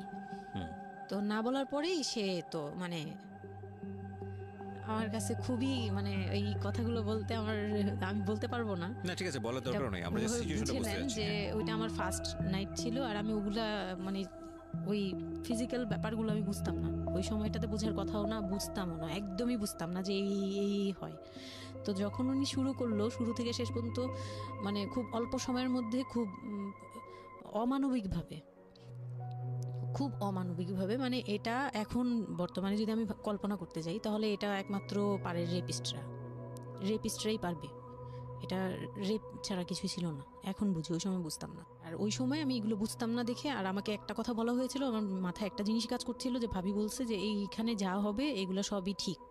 হ্যাঁ, এখানে যাই হোক, মানে ভেঙে বলেনি, বলছে তোর সাথে আজকে যা হবে এইটি ঠিক, আর এটা মেনে নিতে হবে, আর এটা যদি না মেনে নিস তাহলে মানে এই ধরনের একটা বলছে যে এটা আজকের রাতের কোনো চিল্লাচিল্লি করা যাবে না। তো আমিও চুপ করে, আমার কাছে মনে হচ্ছিল কেউ আমাকে ছুরি দিয়ে আঘাত করতেছে, মানে মনে হচ্ছিল যে কেউ আমাকে ছুরি দিয়ে আঘাত করতেছে, আর আমি ব্লাড দিয়ে পুরো, মানে আমার শরীরে সব ব্লাড বের হয়ে যাচ্ছে, আমার এরকম মনে হচ্ছে যে আমার শরীর থেকে সব ব্লাড বের হয়ে যাচ্ছে, আমি মানে গরু কাটলে যেরকম করে না, আমি এরকম কাঁপতেছি, ওরকম কাঁপতেছি। কিন্তু সে তার কাজ করলো। আমি খুব অবাক হয়েছি যে আমি উঠে বসতে পারতেছিলাম না, সে আমাকে টান দিয়ে উঠে বসায় বলতেছে ওয়াশরুমে যাও। আমি ওয়াশরুমে কিভাবে গেছি আমি জানি না, আমি খুব ধরে খুব মানে খুব কষ্টে কাঁপতে ওয়াশরুমে গেলাম, ফ্রেশ হয়ে আসলাম, আসার পর আমি খুব কষ্টে যে আমি যখন বিছানায় মানে ঘুমাতে যাব তখন আবার মাই গুডনেস, এরকম করে সে সারা রাতে মানে রাত 3টা থেকে ভোর সকাল 8টা পর্যন্ত 4বার আমার সাথে এইরকম করলো।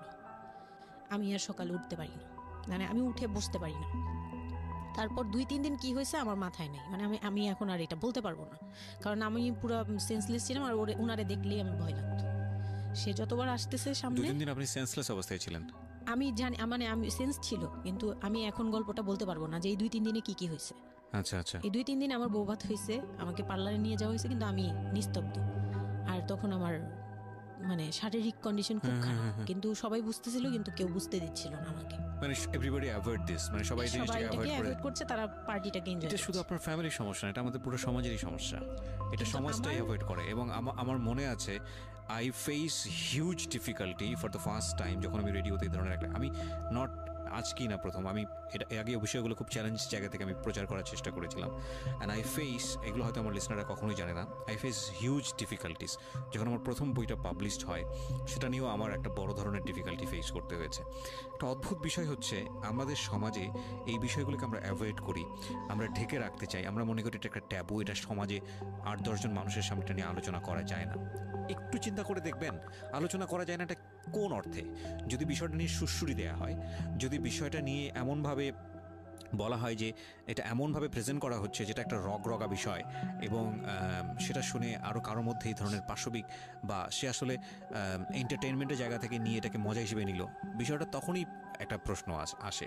কিন্তু যদি বিষয়টা লেসনের জায়গা থেকে আসে, একটা সামাজিক শিক্ষার জায়গা থেকে আসে, যে একটা পুরুষ সে 37 বছর বয়স, সেটা আমিও হতে পারি, আপনিও হতে পারি, বা যে ছেলেটা ওনার জীবনে এসছে সে তো হয়েছেই, যে তারা যেন কখনো এরকম অমানবিক না হয়। এবং নট অনলি দিস, একটা মেয়ে যখন 13 বছরে থাকে তাকে পরিবারের এত বড় সাপোর্টের জায়গা থেকে দেয়, বাবা এত ভালোবাসতো, তার জায়গাটা থেকেও কোনো একটা সাময়িক সমস্যার সমাধান করবার জন্য বা যাই হোক না কেন শেষ পর্যন্ত যে রাজি হয়েছে, এরকম এক ধরনের এটা তো জবাই করা আমি বলবো, যে একটা মেয়েকে শুধু শারীরিকভাবে হয়তো সে যেই প্রবলেমটা ফেস করেছে ওই রাতে সেটা হয়তো সে ধীরে ধীরে রিকভার করবে, কিন্তু সারা জীবনের জন্যে সে যে মেন্টালি ওই জিনিসটাকে ভয়ানক রকমভাবে একটা বাজে জায়গায় বাজেভাবে চিন্তা করা শুরু করলো মানুষের জৈবিক চাহিদার জায়গাটাতে, এটা তো একটা মানুষের থিঙ্কিংটাকে জবাই করে দেয়া, তাই না?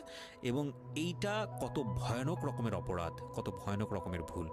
এবং আমাদের এই জায়গাটাতে আমাদের অনেক বেশি পরিমাণে বড় যারা আছি, সিনিয়র যারা আছি, তাদের বোঝা উচিত। প্রথম কথা হচ্ছে লিগেলি যদি আমি বলি তাহলে বিয়েটা বৈধ ছিল না, কারণ সরকার কিন্তু আমরা যতদূর জানি যে 18 নিচে বিয়ে দেওয়াকে পারমিট করে না। দ্বিতীয় কথা হচ্ছে যে মানসিকভাবে সে পরিপক্ক ছিল না।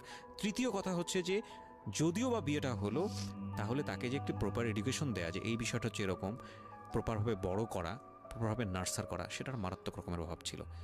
ঘটনা এখানে শেষ হয়ে যায় নাই, ঘটনা কিন্তু এখানে শুরু হলো। কারণ বাংলাদেশের অনেক মেয়ের জীবনে এরকম দুর্ধর্ষ রাত আসে, এবং এই রাতগুলো সারাটা জীবনের জন্যে তাকে বেদনার স্মৃতি, তাকে সারাটা জীবনের জন্য একটা ভয়ঙ্কর রকমের মোমেন্টের মধ্য দিয়ে নিয়ে যায়। আমরা এগুলো নিয়ে কথা বলতে পছন্দ করি না, আমরা এগুলো নিয়ে কথা বলি না, আমরা এগুলোকে নিয়ে কথা বলাটা একটা সামাজিক জায়গা থেকে ট্যাবু মনে করি। এই ট্যাবুর ধাক্কায় কত কত মেয়ের জীবন, কত কত মানুষের জীবন, কত কত সংসার জীবন নরকে পরিণত হয়েছে, সে খবর অনেকেই আমরা রাখি না, রাখার প্রয়োজন মনে করি না। But this is a very important issue, that's why I am discussing on this. Okay, বলুন আপনি। তারপর যেটা হচ্ছিল যে মানে ওই রাতের পর থেকে মানে ওই লোকটাকে আমার শুধুই দায়িত্ব মনে হয়েছে, মানে আমার কাছে মনে হতো যে এটা আমার দায়িত্ব যে ওনার বাসায় আমার থাকতে হবে, আর ওনার সাথে থাকলে আমার এরকম করতে হবে। You feel like this, right? আপনি এই ঘটনা ঘটার পরে কি আপনি কারোর সাথে ডিসকাস করার সুযোগ পাননি যে না, আমি এরকম ক্লোজ কেউ ছিল না যে আপনার সাথে এরকম একটা বাজে ঘটনা ঘটছে, বা আপনি এটাকে রিকভার করতে পারছেন না মেন্টালি, বা আপনার সাথে যার বিয়ে হলো তাকেও বলতে পারছেন না যে আমার এইসব জিনিসগুলো? না, আমি উনাকে ভালোভাবে নিতেই পারছিলাম না। সোজা কথা, আমি উনার সাথে কোনো কিছু ডিসকাস করতাম না, বা অনেক পরে গিয়ে যখন ডিসকাস করেছি তখন উনি আমাকে উল্টাপাল্টা বুঝ দিয়েছে, মানে অনেক পরের সময়টাতে। হ্যাঁ, বাট ইট হ্যাপেন্স রেগুলারলি, না র্যান্ডমলি জিনিসগুলো হয়ে যাচ্ছিল আপনার সাথে? হ্যাঁ, প্রায় মাস থেকে 2-3 মাস এরকম হলো। তারপর মানে এটা আমি বলি যে প্রথম তো 4-5 দিন তো রেগুলার হলো, তারপর আমার ব্লিডিং অফ হচ্ছিল না, আমার কন্টিনিউ হচ্ছিল ব্লিডিং। তো এক সময় যে ওই ব্লিডিংয়ের মধ্যেও তিনি অনেক বাজে ইয়ে করেছে। তো ওর পরে আমি বাসায় যেতে চাইলে বাসায় যেতে দিত না, এভাবেই ইয়ে করে ফেললো। আর ফ্যামিলিগত যে ব্যাপারটা ছিল, যে আমার ফ্যামিলি তো তখন, আমার আব্বু তো তখন একদম মানে ফিনান্সিয়ালি খুব উইক ছিল। তো বিয়ের পরে কিছু ফর্মালিটি থাকে, পুরান ঢাকার কিছু রুলস আছে যে বিয়ের পরে মেয়েদের প্রতি সপ্তাহে সপ্তাহে দেখতে যাওয়া, এটা সেটা পাঠানো, প্রতি সিজনে সিজনে এটা এটা করা, এগুলো ব্যাপারে কেউ কনসার্ন ছিল না। মানে তখন মানে আমার ফ্যামিলির কেউ এরকম অ্যাক্টিভ ছিল না, মানে ছিল কিন্তু কেউ কেয়ার করেন। তারপর হচ্ছে এরকম করে আমার সময়গুলো কাটতে লাগলো। তো সবচেয়ে বড় কথা হচ্ছে আমার যে হাজবেন্ড ছিল রিপন, উনি আমার বাবার দোকানে কাজ করতো একটা সময়। ওইটা হচ্ছে প্রায় আরো মানে আমার জন্মের সময় বা আমার জন্মেরও আগে। হ্যাঁ, তখন নতুন নতুন আর কি কাজ শেখার জন্য আমার আব্বুর দোকানে ঢুকছে এরকম। তো আমার আব্বু তাকে ক্যাশ বুঝিয়ে দিয়েছিলেন নাকি, তখন নাকি ক্যাশ দিত। তো আমি একটু যখন 2-3 বছরের, তখন উনি দোকান থেকে বের হয়ে নিজে ব্যবসা দিয়েছে, ওখান থেকে তিনি ইমপ্রুভ করছে। তো ওখান থেকে শুরু। আর আমাকে যখন বিয়ে দিছে, মানে আমার যখন বিয়ে হয়েছে, তো ওই রিপন যিনি, ওনার উদ্দেশ্য ছিল যে আমি আমার নানু বাড়ির অংশ পাবো, মানে সম্পদ। আমার নানু বাড়ি খুব বিশাল, মানে বললামই তো যে খুব বিরাট একটা অংশ। আর ওনাদের যে অংশটা ছিল সেটা অনেক আগেই নেওয়া হয়ে গেছে। মানে ওনার দাদা বাড়ি যেটাতে ওনারা ছিল 3 রুম, ওই যে ছোট ছোট 3টা রুম উপরে, ওই বিল্ডিংটা তোলার পরে আমার মামা ওই অংশটা কেটে রাখছে, মানে আমার মামা রেখে দিয়েছে।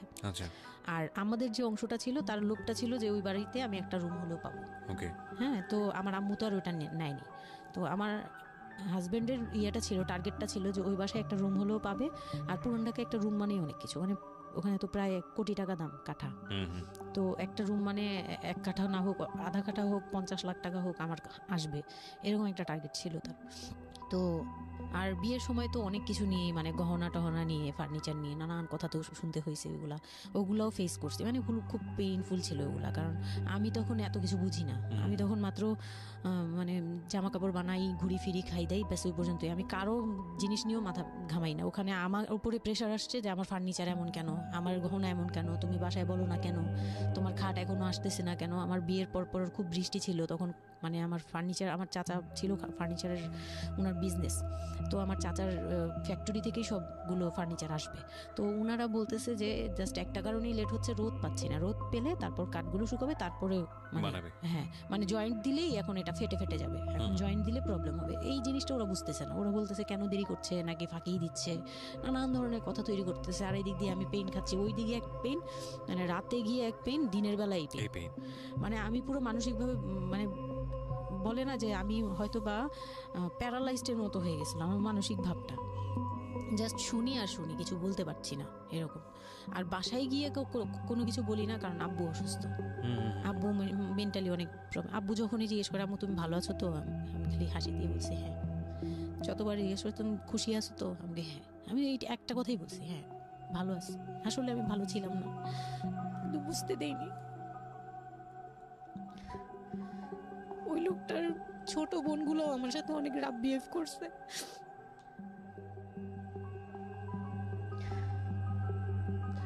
তো অনেক রুডলি আচরণ করেছে। আর ওনার যে ছোট ভাইটা ছিল, মানে আমার যে মেজো ভাই যেটা আর কি, ওনার আগে যেটা বিয়ে করেছে, তো ওনার ওয়াইফ ছিল আমার অনেক বছরের বড়, কারণ তাদের বিয়ে হয়েছিল 12 বছর আগে। আমার বিয়ের 12 বছর আগে তার বিয়ে হয়েছিল। আমি যখন বাড়িতে বেড়াতে আসতাম তখন মানে ভাবি রাতে খাওয়া দাওয়া এরকম, আমি ভাবি বলেই ডাকতাম, কিন্তু সম্পর্কে আমি বড় যা। কিন্তু উনার প্রায় উনাকে আমাকে একসাথে কোথাও দেখলে কেউ বলতো যে তোমার মেয়েটা, মানে এভাবে বলতো। তো ওই দিক থেকে উনার একটু, এটা জেলাসি বলবো না, এটা হয় আসলে, এটা নর্মাল একটা ব্যাপার। কারণ একটা উনি অনেক এইজ হয়ে গেছিল, উনি নিজের জায়গা থেকে নিজেকে একটু দুর্বল মনে করতো। আমাকে এমনিতে সাপোর্টও দিত, আবার অনেক সময় দেখে কিন্তু পেইনও দিত, অনেক পেইন দিত। কিন্তু আমি ওই সময়টাতেই কেন জানি, আমি ছোট থেকে এই জিনিসগুলো বুঝতে চেষ্টা করি যে কেউ আমাকে কেন জেলাসি করছে, কারণ তার মধ্যে কোনো দুর্বলতা আছে, আমার ওইটার জন্য মায়া হয়। আমার কখনো এইটা মনে হয় না যে সে কেন জেলাসি করবে, আমি তার সাথে এখন কোচাকুচি করবো, মানে এই টাইপের মেন্টালিটি আসে না আমার। কেন জানি মনে হয় এই জায়গাটা যদি শুধরানো যেত, তাকে যদি একটু বোঝানো যেত আমি তাকে খুব ভালোবাসি বা আমি তাকে কিছু হেল্প করতে চাই, এরকম মনে হতো। তো ওই দিক থেকে আমি কিচ্ছু বলতাম না, কিন্তু সে আমাকে খুব পেইন দিত। কথাবার্তা এটা সেটা, উনি অনেক সিনিয়র পার্সন ছিল, তো কোনো গেস্ট আসলে আমাকে কিভাবে ছোট করবে, কিভাবে আমাকে অপমান করা যায়, কিভাবে কি দিয়ে, এগুলো নিয়ে সবসময় ইয়ে করতো। ওই দিকগুলো খুব পেইনফুল ছিল। তো ওগুলো যখন শেষ করলাম, মানে আমার যাকে বলতাম মাঝে মাঝে দুই একটা কথা, এগুলো নিয়ে সে আবার মানে মানে এখানে সেখানে বলে আরো ব্যাপারটাকে বড় বানাতো।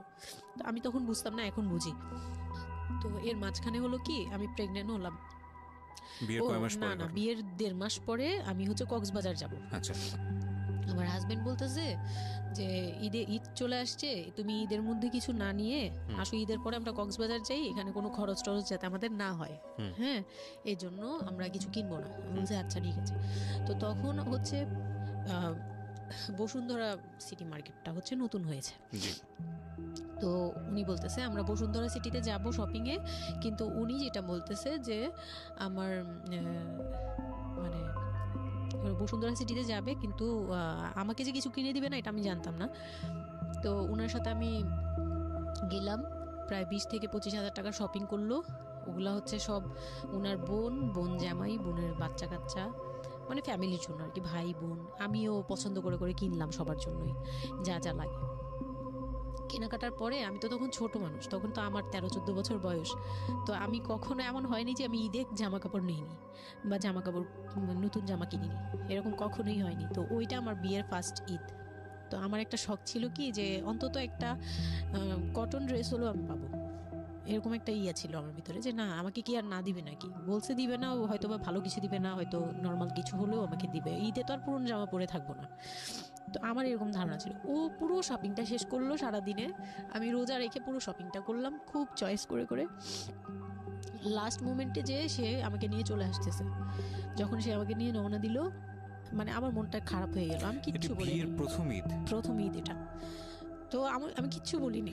such a idiot, মানে nothing to say, মানে speechless totally। হ্যাঁ, পরে উনি কিচ্ছু কিনে দিল না আমাকে, তখন আমি না মনটা খারাপ হলো আমার, কারণ স্বাভাবিক এটা, আমার এখনকার বয়স হলে হয়তো হাইড করতে পারতাম, আমি এখনো পারি না, সত্যি কথা বলতে আমি কখনোই নিজেকে হাইড করতে পারিনি, এখন তো তখন তো আরো পারতাম না। তো উনি আমাকে করলো কি যে আসার সময় বলতেছে যে একবারে নিচে, তখন বলতেছে তোমার কি মন খারাপ? আমি বলছি যে না, আমি তো কিছু নেই নাই, ঈদের দিন কি পরবো? তো বলতেছে তোমার তো অনেক ড্রেস নিয়ে আসছো, ওগুলা থেকেই পরো, ওগুলাই তো এখনো পুরোনো হয়নি, এখন দরকার কি আছে কেনার? বলে তারপরে চুড়ি দেখলো, চুড়ি দেখে আমাকে 2 মুঠ চুড়ি কিনে দিল 200 টাকা। এই ছিল আমার ঈদের মানে ফার্স্ট অ্যান্ড লাস্ট, এইটাই ছিল আমার শপিং, আর কোনো কিচ্ছু কিনে দেয়নি সে আমাকে। তো বাসায় আসলাম, বাসায় আসার পরে তার ভাই বোনরা বলতেছে যে সবার জন্য কিনছেন, ওর জন্য কিছু নেন নাই। সে আমাকে মানে তার ফ্যামিলি থেকে আমাকে সেভ করবে কি, সে আমাকে বরঞ্চ বলতেছে যে ওরে কি কিনে দিব, ওর বাসা থেকে আমারে কি দিছে যে আমি ওকে কিনে দিব। তখন আমি বুঝলাম যে ও আচ্ছা, সে কিনে দেয়নি, সে কিনে দেয়নি। হ্যাঁ, তো আমি আর বাসায় কিন্তু কিছু বলিনি বা বাসায় যাইও নাই। এর মধ্যে বাসা থেকে আসলে সামর্থ্য কি ছিল আপনার ফ্যামিলিকে মানে কিনে দেওয়া হয়েছিল কি ঈদের প্রথম দিন জামাইকে কিছু কিনে দেওয়া বা এরকম কোনো কিছু? হ্যাঁ, এটা করেছিল চান রাতে একবারে লাস্টের দিকে, আর আপনাদের শপিংটা হয়েছে তার আগে। তো সে এটা বলে ফেললো প্রায় 20 রোজার পরে এই ঘটনা আর কি। তো একবারে চাঁদ রাতের দিন আমার ভাই আর কি একটা পাঞ্জাবি গিফট করলো তাকে, আর সে আমাকে আর কিছুই দিল না। হ্যাঁ, সে ভাবতেছে যে আমি বুঝি বাসায় জানানোর পরে তখন এটা হ্যাঁ, তখন গিয়ে আরো খেপে গেল যে আমি নাকি বাসায় জানাইছি, তাকে ছোট করলাম এই জন্য। কিন্তু আসলে মানে সত্যি কথা বলতে যে আমি কিছুই বলি নাই, আমার মুখ দিয়ে তখন কথাই আসতো না, আমি ম্যানেজ কি করব, আমার তো কিছুই মাথায় থাকতো না তখন আমি তো পুরো মেন্টালি একটা ইয়েতে ছিলাম। তো আমার এমনও মনে হয়েছিল তখন, মানে ওই মাসখানিক যে সে আমাকে ওই ফিজিক্যাল টর্চারগুলো করতো, তখন আমার এমনও মনে হয়েছিল যে আমি এক কাজ করি, বের হয়ে কোথাও চলে যাই, মানে অজানার উদ্দেশ্যে কোথাও চলে যাই।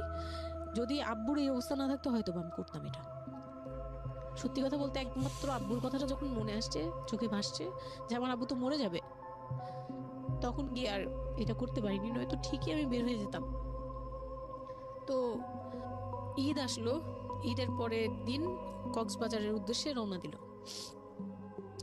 আর তার একটা অভ্যাস ছিল যে মানে সে কিছু দিলে বা করলে বা আমার জন্য যদি সে 2টা টাকাও খরচ করতো, এটা খুব হাইলাইট করতো, সবার সামনে তুলে ধরার জন্য চেষ্টা করতো।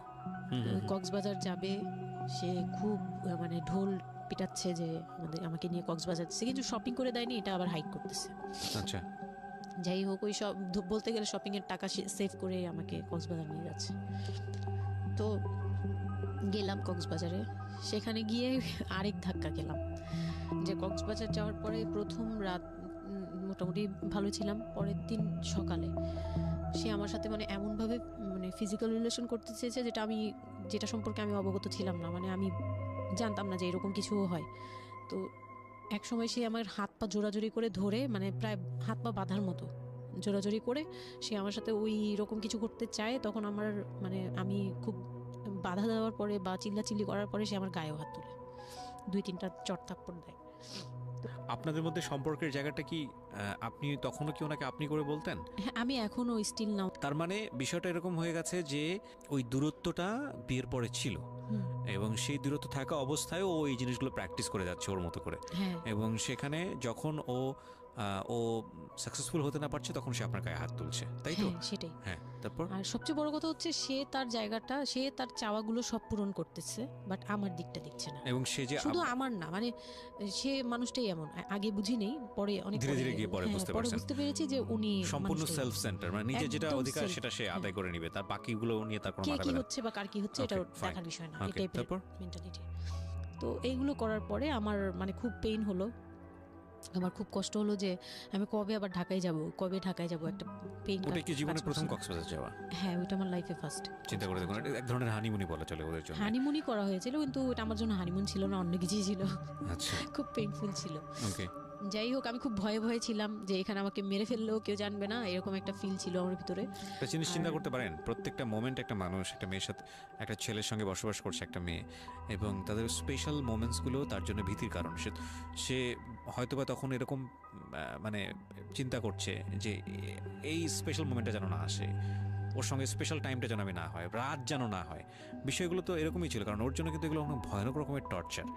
হ্যাঁ, তারপর আর আমার সাথে যারা ছিল, মানে ফ্যামিলি তো 2টা গিয়েছি আমরা, মানে আমার হাজবেন্ড আমাকে নিয়ে গেছে, আর হচ্ছে আমার চাচাতো বোনের রিসেন্ট বিয়ে হয়েছিল, চাচাতো বোনের হাজবেন্ড আর চাচাতো বোন, ওরা 2জন গিয়েছে, কিন্তু ওরা ওদের মতো ছিল, আমরা আমাদের মতো ছিলাম, এরকম আর কি। তো ওইভাবে আর আমাদের সাথে ইয়ে করা হয়নি যে একদম সব বিষয়ে ডিটেলস বলা। আর আমার চাচাতো বোন আমার অনেক বড় ছিল, যার কারণে আমি আপুকে বলতাম না, লজ্জা পেতাম। তো ওই দিক থেকে 3 দিন পরে 4 দিনের দিন আমি খুব জেদাজেদি করে, মানে কান্নাকাটি করে চলে আসবো করতেছি, কিন্তু আমাকে কেউ আর জিজ্ঞেস করতেছে না যে কেন। মানে আমার বোন জামাইও বিষয়টা খেয়াল করেনি, আমার বোনও খেয়াল করেনি যে আমি কেন বারবার চলে আসতে যাচ্ছি। হ্যাঁ, এত সুন্দর একটা ওয়েদার, ওরা তো খুব এনজয় করছিল হয়তো বা, মানে আমি তাদের এনজয়মেন্টে বাধা দিলাম, এরকম আর কি। তো খুব কান্নাকাটি করে ওই রাতেই আমি চলে আসবো, আমি বলছি তোমরা সবাই থাকো, আমি চলে যাই, মানে এইভাবে কান্নাকাটি করছি, আমি থাকবোই না, আমি আর একটা রাত এখানে থাকবো না। আমার কাছে মনে হচ্ছে তাও এলাকার ভিতরে তো থাকবো, যাই হোক, কিন্তু এখন তো আমি বাইরে আছি, অনেক দূরে। আমার কাছে এরকম মনে হচ্ছিল যে আমি যদি মরে যাই, আমি যদি যে কোনো সময় আমি মারা যাবো, এরকম মনে হচ্ছিল। তো আমি ওই সময় বলাতে ওরা সবাই মিলে চলে আসছে, সবার মন খারাপ যে আমার জন্য চলে আসতে হলো তাদের। তো ঢাকায় আসলাম, ঢাকায় আসার পরে ঈদের ছুটির শেষে সে তার মতো করে বিজনেস করতেছে, আমি আমার মতো ঘরে ছিলাম। 2-3 মাস গেল, কোরবানি ঈদ আসলো, প্রথম কোরবানি ঈদ। কোরবানি ঈদের সময় যেটা হলো সেটা হচ্ছে আমার মামার বাসা থেকে মাংস, মানে কোরবানি ঈদের যে মাংসটা পাঠায়, পুরান ঢাকার একটা ইয়ে আছে যে নতুন বিয়ে হলে বাবার বাড়ি থেকে রান পাঠানো হয়, একবারে পুরো একটা রান ধরে পাঠিয়ে দেয়, বাবার বাড়ি থেকে মেয়েদের পাঠায়, মানে কোটাকুটি নেই, রানী পাঠিয়ে দিতে হবে, একদম আস্ত পাঠায়। এটা পুরান ঢাকার রেওয়াজি, একবারে যে কয়টা মেয়ে থাকবে ওই কয়টা রান বাসায় যাবে, মানে ওই রানগুলো কেউ কাটতে পারবে না, একদম আস্ত পা ধরে দিয়ে দিবে একবারে। আচ্ছা, ইন্টারেস্টিং তো। হ্যাঁ, এটা কিন্তু পুরান ঢাকার একটা রেওয়াজ, এখনো আছে, মানে কোরবানি হলেই সঙ্গে সঙ্গে রানটা যাবে মেয়ের বাসায়। আচ্ছা, মেয়ের বাসায় যেতেই হবে এটা। তো ওই রকম আমার মানে ওরা আশা করছিল যে আমার মামা এরকম করবে, কিন্তু আমার মামা তো প্রায় অনেক বড় গরু দেয়, আর একটা দেয় না, 2টা থেকে 3টা দেয়। তো ওনার নিজেরই আছে 3টা মেয়ে, 3 মেয়ের শ্বশুর বাড়িতে পাঠাতে হয় 3 রান, মানে এখন এক মেয়ের, বড় মেয়ের যে 20 বছর 22 বছর হয়ে গেছে বিয়ের, তারপরও পাঠাচ্ছে, প্রতিনিয়ত পাঠাতে হয়। তো ওই দিক থেকে আমি যদি এখন আরেকটা নেই তাহলে উনি তো আরও কাউকে উকিল দিয়েছে বা আরও কোনো মেয়ে আছে, মানে আমার উকিল দিয়েছে আমার খালু দিয়েছে, আরেক খালু আমার ওই খালা হচ্ছে আমার আম্মুর খালাতো বোন, মামাতো বোন, কিন্তু আমাদের বাসায় মানে আমার নানু বাড়িতে বড় হয়েছে দেখে আমার আম্মুর খুব ক্লোজ। তো ওই খালু আমাকে উকিল দিয়েছে। তো ওই দিন করলো কি যে এই রান পাঠায়নি বলে, সেই রান পাঠায়নি ঠিকই, কিন্তু রানের যে উপরের অংশ মানে বড় একটা পিস আমার বাসায় পাঠানো হয়েছে আমার উদ্দেশ্যে, আর নামটা আমার লিখে দিয়েছে, আমার নাম লেখা এটা পাঠিয়েছে। তো ওই মাংসটা রেখে যখন চলে গেছে না আমার ভাই, তার ছোট বোন, আমি তখন মানে দেখলাম যে মানুষ কতটা হিংস্র হলে পরে এরকম ফেস হয়। আমি তো চুপ করে বসে আছি, আমি কিছুই মাথায় নেই যে এটা নিয়ে যে কি হবে, আমি বুঝিই নেই বিষয়টা। সে মাংসটা ধরে রাস্তায় ফেলে দিছে ঈদের দিন রাস্তায় ফেলে, এই মাংসে কেন ওর নাম লেখা থাকবে, তাহলে এই যে আমরা কি, আমরাও তো ভাগ্নি, মানে আমরাও ভাগ্নি, আমাদের বাড়িতে আমার মাংস আসছে ওর নাম দিয়ে আসছে, তাহলে রান আসলো না কেন, দোষ হয়ে গেছে, এটা খুব বড় অন্যায় হয়ে গেছে। ভয়ানক। আমি ভয়ানক বলছি কারণে যে আমাদের সমাজে কিছু কালচার আছে যেগুলো আসলে মেয়ের বাড়ি থেকে পূরণ করা হয়, ধরে নেওয়া হয়, বা ছেলের বাড়ি থেকেও, সেটা পাঠ্য বইয়ে তো থাকে না এগুলা, মানে কালচারে আছে, এগুলো শুনতে ভালো লাগে, কিন্তু প্র্যাকটিসের জায়গা থেকে যদি এটা অত্যাবশ্যকীয় নিয়ম হয়ে যায় কখনো কখনো, যেটা কতটা ভয়ানক পেইনফুল হয়। কান্ট ইউ এভার ইমাজিন যে বাবার সামর্থ্য নাই, তারপরে তাকে চিন্তা করতে হচ্ছে যে আমার মেয়ের বাড়িতে একটা রান পাঠাতে হবে, আমার কোরবানি দেওয়ার সামর্থ্য নাই, এই রান পাঠানোর জন্য আমাকে কোরবানি দিতে হচ্ছে। মানে আমাদের এই ব্যাড প্র্যাকটিসগুলা কতটা ভয়ানক হয়ে গেছে আমাদের সমাজে, এবং ইনফ্যাক্ট এগুলো নিয়ে কেউ কখনো কথা বলে না। এগুলো নিয়ে কথা বলা উচিত। একটা মানুষ, একটা সোসাইটি চেঞ্জ হবে কিভাবে, একটা মানে পুরো কমিউনিটি চেঞ্জ হবে কিভাবে, একটা রাষ্ট্র চেঞ্জ হবে কিভাবে, এই ছোট ছোট আমরা তো সব জায়গাতেই পয়জনাস। এই ছোট ছোট বিষয়গুলো যদি চেঞ্জ না হয়, আমরা যে এত ডিগ্রি নিচ্ছি, প্রতি বছর পিএইচডি, বুড়ি পিএইচডি বের হচ্ছে, ডক্টরেট, হ্যাঁ, আমাদের বিশ্ববিদ্যালয়ে ভরে যাচ্ছে, আমাদের ছেলেমেয়েরা গোল্ডেন এ প্লাস, আমাদের পাশের হার বাড়ছে, কিন্তু এই সব যে মানে খোরা কালচার, ল্যাংড়া টাইপের কালচার, এগুলোর যে পরিবর্তন হচ্ছে না, বা এগুলো নিয়ে যে কেউ কখনো কোনো কথা বলে না, এগুলো নিয়ে না পত্রপত্রিকায় কথা হয়, না কোনো মিডিয়াতে কথা হয়, অথচ এগুলো আমাদের জীবনটাকে পঙ্গু করে দিচ্ছে, এবং এগুলো নিয়ে কেউ কখনো কথা বলে না। আমরা যৌতুক নিয়ে কথা বলি, এবং যৌতুক একটা ঘাতক ব্যাধি, আমরা যৌতুক মোকাবেলা করতে পেরেছি, কিন্তু এই কালচারের মধ্যে যে যৌতুক ঢুকে বসে আছে, সেটা নিয়ে আমরা কেউ কখনো কথা বলি না, এবং এগুলো নিয়ে কথা বলা উচিত। কথা নইলে আমরা আসলে কিওর হব কিভাবে? আমরা যে বলি যে আমাদেরকে শুদ্ধ হতে হবে, আমরা মানুষ হিসেবে ভালো হতে হবে, বাট হাউ? আমাদের তো রন্ধ্রে প্রবলেম। সো প্রবলেমটাকে প্রবলেম বলা উচিত, অ্যাটলিস্ট কাউকে না কাউকে তো স্পিক আউট করতে হবে, এবং স্পিক আউট করলে তাহলে এই প্রবলেমগুলো সামনে আসবে, এবং সামনে আসলে এগুলো নিয়ে কিওর নিয়েও মানুষ কথাবার্তা বলবে। আমি তো জীবনে কোনোদিন শুনিও নাই, আমি জানি না পুরান ঢাকার এই কালচার যে মেয়ের বাড়িতে রান পাঠাতে হয়, এটা এখনো আছে, এবং এটা নিয়ে মোটামুটি মারামারি বাঁধার মতো অবস্থা। হ্যাঁ, এটা নিয়ে মানে এটা কোনোভাবেই মিস করা যাবে না, এরকম অবস্থা। তো আমার বাসায় কিন্তু রান আসছে, আমার বাসায় পরে রান আসছে, ওকে, ওইটা ছিল ঈদের দিন। হ্যাঁ, ঈদের দিন তারা আমাকে খুব ব্যাডলি কথা শুনেছে, আমাকে সামনে বসিয়ে রেখে, মানে 4-5 ভাই বোন একসাথে বসে যেরকম মিটিং, মনে হয় আমি অনেক বড় একটা পাপ করে ফেলছি তার ভাইয়ের কাছে বিয়ে হয়ে।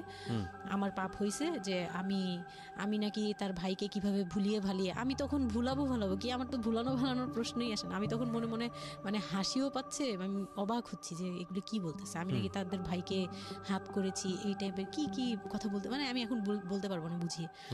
তো এগুলো বলছে, তো আমার কাছে খুব মনে হচ্ছে যে আমি খুব কান্না করছিলাম।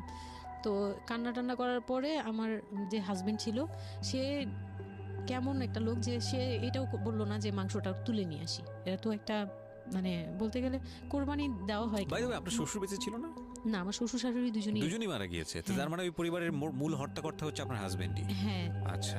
তো তখন সে ওই মাংসটা নিয়ে আসলো না, ভাই বোন ফেলে দিছে, সেও তাদের সাথে তাল মিলাচ্ছে, কিন্তু আবার আমাকে সরাসরি কিছু বলছে না। কুকুর কামড় দেওয়ার কথা, কারণ পুরান ঢাকায় তো কুকুরের অভাব নেই রাস্তাঘাটে, আমি যেটা দেখি। না, ওইগুলির ভিতরে নাই, ছিল না, ওইগুলিতে ছিল না, থাকলে হয়তো। আর এগুলো করলে তো আপনাদের যে কালচারটা, সেটা হচ্ছে পুরান ঢাকায় একটা জিনিস খুব ভালো লাগে, একটা ফ্যামিলির খবর আর একটা ফ্যামিলি জানে, যে এই ফ্যামিলি পরিবারে কি হচ্ছে, এই পরিবারে কি হচ্ছে না হচ্ছে। আশপাশে তো খুব মানে ওরা তো খুব লাগানো বাড়ি ঘর, তো সবাই শুনে, এক দেয়াল দুই বাড়ি। তার মানে এগুলো নিয়ে কত কানাঘুষা তো হচ্ছিল নিশ্চয়ই।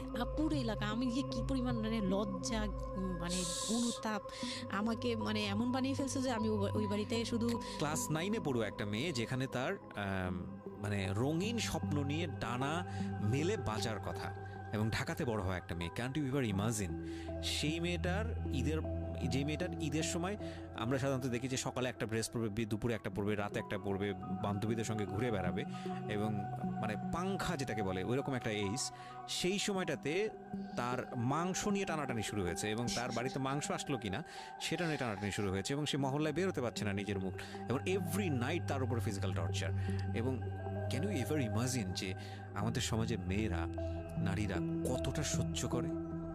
কেউ কেউ সুবিধাভোগী অফকোর্স, কিন্তু ম্যাক্সিমাম ফেসটাই হয়তো বা এরকম। এবং এই জন্য নারী নির্যাতন বলে যে শব্দটা না, আসলে এটার যে ব্যাপ্তি, মানে এটার যে কতটা ভায়োলেটিভ হতে পারে, এটার ভেতরে না ঢুকলে আসলে বোঝা যায় না। তারপর কি হলো?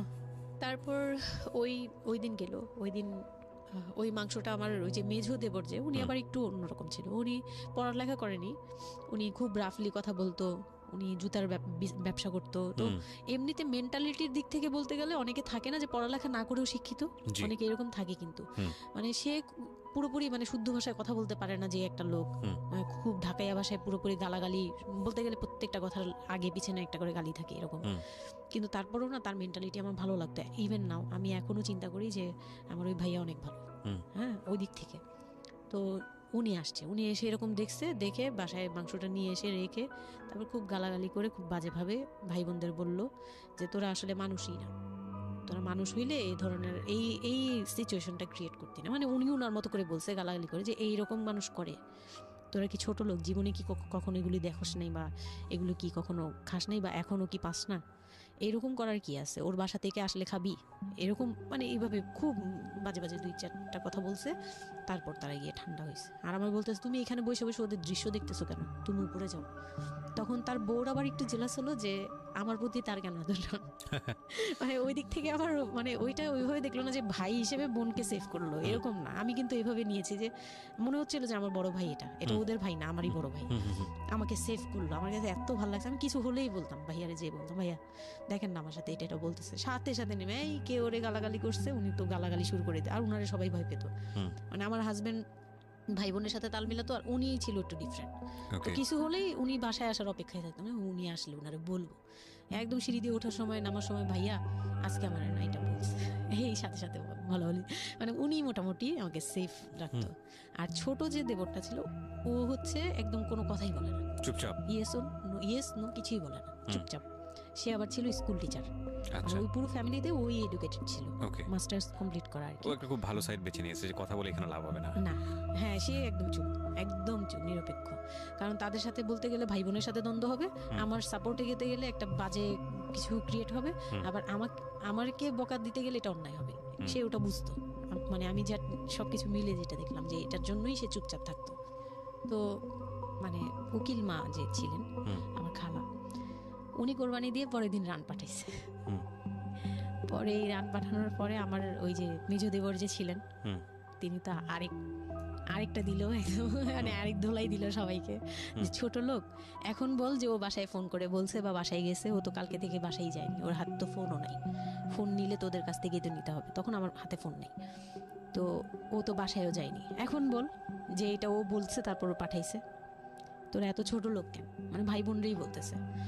তো ওরা তো আর কিছু, হ্যাঁ এটা পাঠানো তো এটা উচিতই, এটা ওদের উচিত, এই সেই মানে সে তারা তারপরও ছোট হচ্ছে না, তারা মনে করতেছে এটাই করা উচিত ছিল, এটা না করলে আরেকটা কথা শোনাইতাম, এরকম বলতেছে ওটা। তো এগুলো করার পরে আমিও আর এগুলা মাথা থেকে ফেলে দিলাম, ভাইয়াও বলে টলে চলে গেল। আর আমার হাজবেন্ড যে ছিল সেও খুব খুশি, সে মানে আমার বাসা থেকে পাঠাইছে এই সেই। তো বিয়ের 4 মাস পরে মেইন পার্ট যেটা, যে আমি কনসেপ্ট করি, তখন আমি বুঝতে পারি না কনসেপ্ট এই 13-14 বছর বয়সে।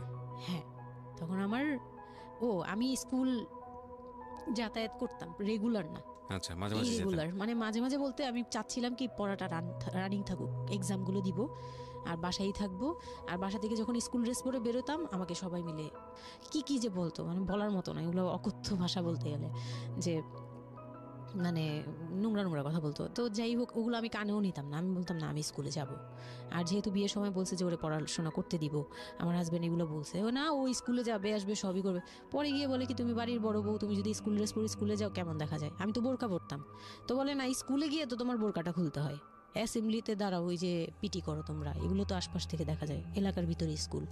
আমার আমার অসম্মান, এটা তার অসম্মান। উনি পড়াশোনা করেছেন আপনার হাজবেন্ড? না, উনি ক্লাস 5 পর্যন্ত পড়ে আর পড়াশোনা করেন। রাইট, ওনার জন্য অসম্মানই হবে এটা। আমি ক্লাস 5 পড়ুয়া যারা আছেন বাংলাদেশ, তাদের সবার প্রতি রেসপেক্ট রেখে বলছি, ক্লাস 5 না, এনার ডিগ্রি পাস করা এরকম অনার্স মাস্টার্স পড়ুয়া এরকম অনেক ছেলে মেয়ে আছেন যারা এই ধরনের মানে আজগুবি ল্যাংরা টাইপ যুক্তি দিয়ে জীবনটাকে চালান। তাদের জন্য এটা আসলে অযুক্তি, কি হবে, কিছু করার নাই। হ্যাঁ, তো আমি তখন চিন্তা করছি যে আমি স্কুলে যাব, তো মাঝে মাঝে করতাম কি একটু করেই মানে ম্যানেজ করে যাওয়ার চেষ্টা করতাম। বিষয়টা যদি এরকম হতে ধরেন, আমি জানি না, প্রথমত যেটা ঠিকই হয়নি, মানে কোনো কিছুই ঠিক হয়নি, শুনছি আর মেজাজ খারাপ হচ্ছে আসলে, মানে কোনো কিছুই ঠিক হয়নি। তারপরেও যদি খারাপের মধ্যে ভালোটা চিন্তা করি যে ঠিক আছে, এত কিছু একটা মানুষের এত খারাপ, একটা দুটো দিক তো ভালো থাকতে পারে না।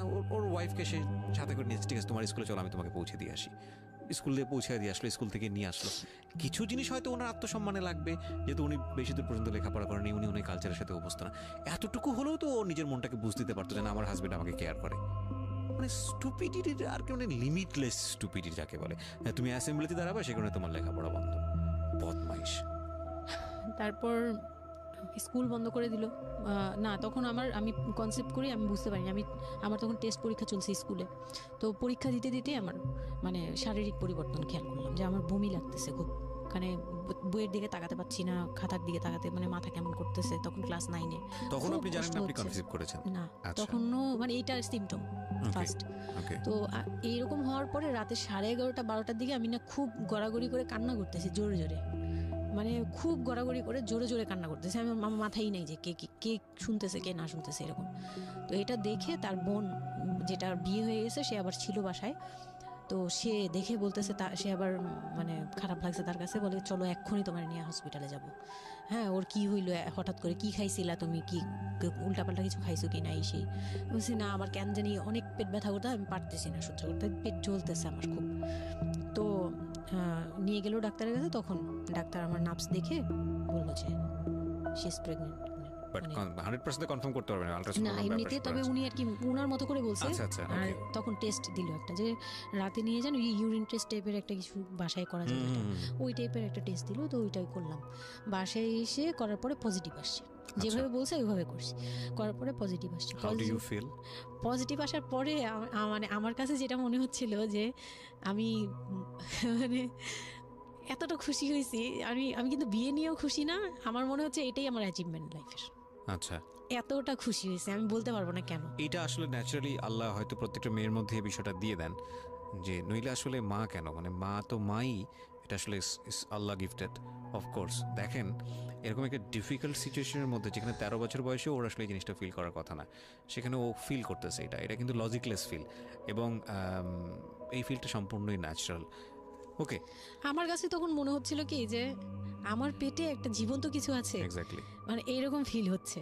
আর আমি এটাকে মানে একটা কিউরিওসিটিও, যে দেখি তো কি হয়, কতদিন পরে কি হবে, মানে এটা আস্তে আস্তে বড় হবে, এটা কি করবে পেটে, এটা কিভাবে আসবে, মানে দুনিয়াতে কিভাবে আসবে, এটা এইগুলোও জানি না আমি, যে মানে এটা বড় হলে পরে এটা যে কিভাবে দুনিয়াতে আসবে। You feel like it's a game, কোনো একটা খেলা, মজার একটা খেলা, যে আমি একটা কিছু পাইছি, এটা নিয়ে থাকা যাবে এখন, এরকম মনে হচ্ছিল তখন। খুব মানে খুব কেন জানি খুব আনন্দ, মানে মা হওয়ার ফিল না, কিন্তু এটা মা হওয়ার ফিল না, কিন্তু কিউরিওসিটির জায়গা থেকে কিছু একটা আছে আমার সাথে, আমি এটা নিয়েই থাকবো এখন, মানে আমি একটা কিছু পাইছি এখন, আর আমি একা না, এরকম মনে হচ্ছে।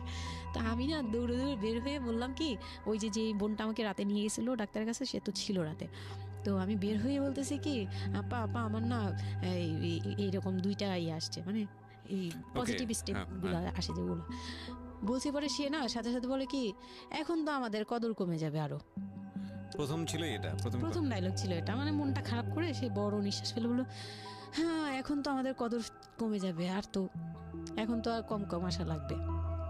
তার সাথে ছোট বোনটা বলতেছে, তুমি না সময় কমে বুঝে কথা বলো না।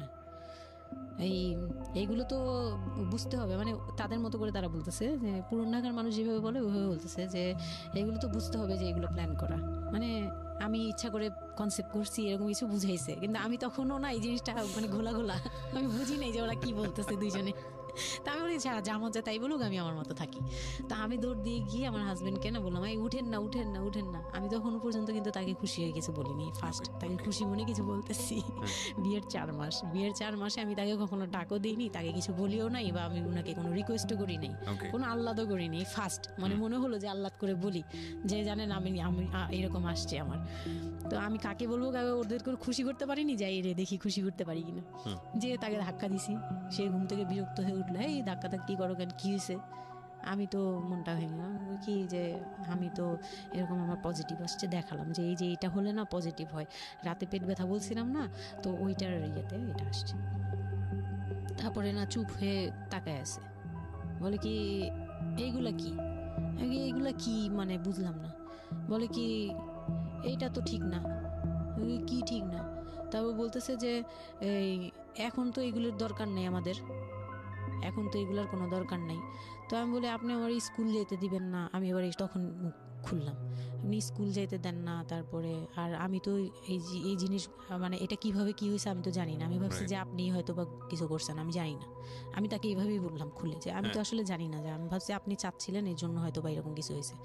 আর মানে প্রোটেকশন নেওয়া টেওয়া সব কিছু তার উপর ডিপেন্ড করে। তারপর হচ্ছে এটা বলার পরে না মানে আমি আর কিছু বলার মতো ইয়েতে ছিলাম না, আমি চুপচাপ, যে ওরা কি করবে না করবে আমি কিছু জানি না।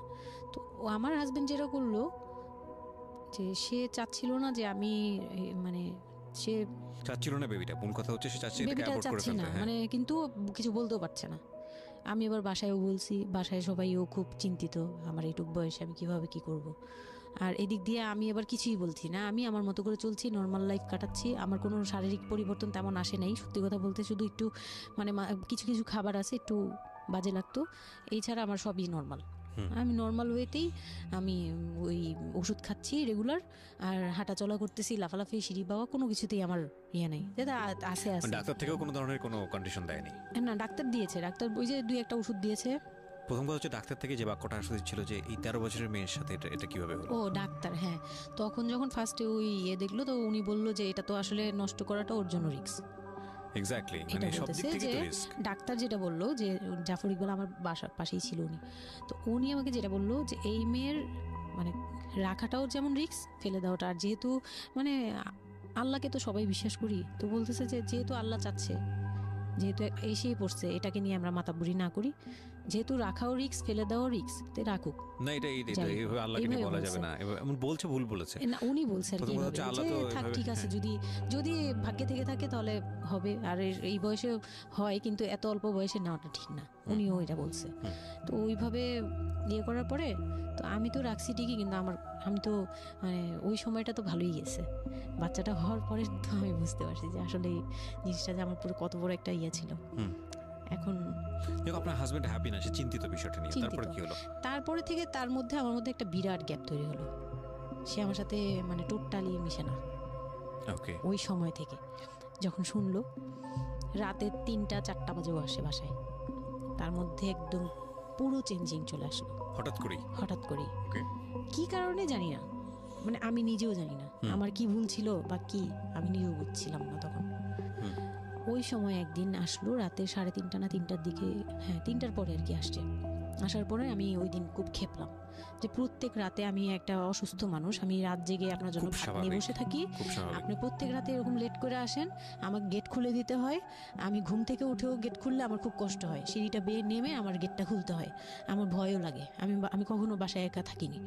ওই প্রথম মানে আমাকে সে চুলে ধরে সে টেনে ও সিঁড়ি দিয়ে নামাইছে, মানে নামায় সে আমাকে বের করে দিবে এখনই। হ্যাঁ, এত বড় ইয়ে হয়ে গেছে, সাহস হয়ে গেছে, এক্ষুনি বাসা থেকে বের হও। সে কিন্তু নেশাও করেনি, কিচ্ছু না, সুস্থ একটা মানুষ, এরকম করতেছে। তো তার ভাই বোনগুলো এসে বলতেছে আপনি কি মানুষজন কি বলবে, তারা মানুষজনের চিন্তা করতেছে, কিন্তু আমার যে টর্চার হচ্ছে এটা বলতেছে না। এইটা আরেকটা বিষয়, এই যে এগুলো বিষয় আসলে না আমার মেজাজ খুব খারাপ হয়ে যায়। যাই হোক, আপনি যদি আনছেন, আমি খুব সেন্সিটিভ একটা বিষয় একটু কথা বলতে চাই। সেটা হচ্ছে এই যে আপনারা যে তো মানুষজন চিন্তা করেন, নিজের ঘরের ভিতরে একটা মানুষ ঠিক নাই, এটা আমি আপনাদের কথা বলছি না, এটা বাংলাদেশের সামাজিক অবস্থার চিত্র। সেটা হচ্ছে আমরা নিজের ঘরের মধ্যে অনেক সময় দেখা যায় যে আপনারা যখন ঘরের মধ্যে একটা বিপদে পড়েন, আপনার চারপাশের লোকজনকে এসে আপনার সেটা সলভ করে। তো ফার্স্ট আপনি ঘরের কথা আগে চিন্তা করেন, আপনার মেয়ে কীভাবে ভালো থাকবে সেটার কথা চিন্তা করেন, আপনার ছেলেটা কীভাবে ভালো থাকবে সেই কথাটা চিন্তা করেন। এতে যদি আপনার দুর্নাম হয়ও কিছুটা, সেটা আপনার ওভারলুক করা উচিত। বরং আপনি যাদের কথা চিন্তা করে এই ছেলে মেয়েদের প্রতি খারাপ আচরণ করতেছেন, আপনার ছেলে মেয়ে খারাপ থাকার কারণে একটা সময় গিয়ে সেটা আউটব্রাস্ট হবেই। যেই মান সম্মানের কথা আপনি চিন্তা করতেছেন, সেই মান সম্মান আরও বেশি পরিমাণে ক্ষতিগ্রস্ত হবে। আমাদের সমস্যাটাই হচ্ছে এই জায়গাটায়, আমরা চারপাশের ঘরের লোকজন কি মনে করবে সেটা চিন্তা করি, অথচ চারপাশের ঘরের লোকজন কারা বসবাস করে, কোথা থেকে আসছে, কি অবস্থা, সেই খোঁজ খবর আমরা রাখি না। কিন্তু আমাদের মান ইজ্জত তাদের হাতে। স্টুপিড মানে ফিলসফি নিয়ে আমরা আমাদের সোসাইটিতে চলি, this is very important thing, এবং এগুলোর পরিবর্তন হওয়া উচিত। তো তারপরে কি হলো? তারপর এই হলো ফার্স্ট এই গেল, এইটার পরে এরপর থেকে চলতেছে কন্টিনিউ, মানে এরকম আচরণই করছে সে আমার সাথে। একটু সময়, 4 মাসের সময়টা খুব ক্রুশিয়াল একটা মোমেন্ট, খুবই ক্রুশিয়াল একটা হ্যাঁ। সকালে উঠে আমার রুটি বানাতে হতো কন্টিনিউ, সে বাইরের নাস্তা খাবে না, তাকে রুটি বানিয়ে খাওয়াতে হবে। ওই অবস্থায় আমি মানে সকালে উঠে ঘুম থেকে উঠে রুটি বানাতাম, ওর ভাই বোনের জন্য, ওর জন্য, সবার জন্য বানাতাম। এটা না আমাদের সমাজের ছেলেরা না বুঝতেই চায় না, এবং এটা নিয়ে আমাদের কোনো শিক্ষা নাই। আসলে আমি মানে দেখলাম যে এতটা বড় কিভাবে, আমি আমার নিজেকে জড়িয়ে ওই কথাটা বলছি, কারণ আমি তো নিজেও বাবা হয়েছি, আমি নিজে থেকেও বুঝি জিনিসটা। মানে এই যে পরিবর্তনটা সমাজ, মানে পরিবারে যখন নতুন একজন সদস্য আসে, সবচেয়ে বড় প্রেশারটা ফিল করে হচ্ছে মা, কারণ তার লাইফ রিস্ক হয়ে যায়। কিন্তু এখানে বাবার যে দায়িত্বটা, খুব মজার বিষয় হচ্ছে, আমি আমার নিজের এক্সপিরিয়েন্সের জায়গা থেকেই বলতেছি, যে বাবার দায়িত্বের জায়গাটা বোঝা শুরু হয় সন্তান দুনিয়াতে আসার পর থেকে, এবং তাও ইমিডিয়েটলি আসে না। সন্তান একটু করে বড় হচ্ছে, অ্যাটাচমেন্টটা হচ্ছে, যখন নড়াচড়া সামনে দিয়ে নড়াচড়া করতেছে, একটু মিস হচ্ছে, দূরে থাকতেছে, তারপরে কি মানে সন্তান যখন প্রাপ্তবয়স্ক 1 বছর 2 বছর বয়স, ওই সময় বাবা ফিলটা আসে, তুলে দেয়, তখন গিয়ে প্রেজেন্টার নাই, তখন হচ্ছে বাবা ফিলটা পায়। তার আগ পর্যন্ত বাবা বুঝতেই পারে না, তো মনে আসলে কি বাচ্চাটা আমার কোত্থেকে আসলো, এই সত্য ফিলটা এরকম থাকে। এটা খুব ন্যাচারাল একটা ফিল, কিন্তু এই ন্যাচারাল ফিলটার সুযোগ নিয়ে অনেক সময় আমরা একটা অবুঝের মতো আচরণ করে ফেলি, ভয়ানক বাজে আচরণ করে ফেলি। একটা ইয়ে থাকে, মাত্রা থাকে, যেমন আপনি কতটুকু মানে কতটুকু কেয়ারফুল ছিলেন, কতটুকু ইয়ে ছিলেন, এটার কিন্তু একটা লেভেল আছে, পার্সেন্টেজ আছে, এবং এটা নিয়ে শেখানো উচিত আমাদের মানে এডুকেশন সিস্টেমের মধ্যে তো নাই।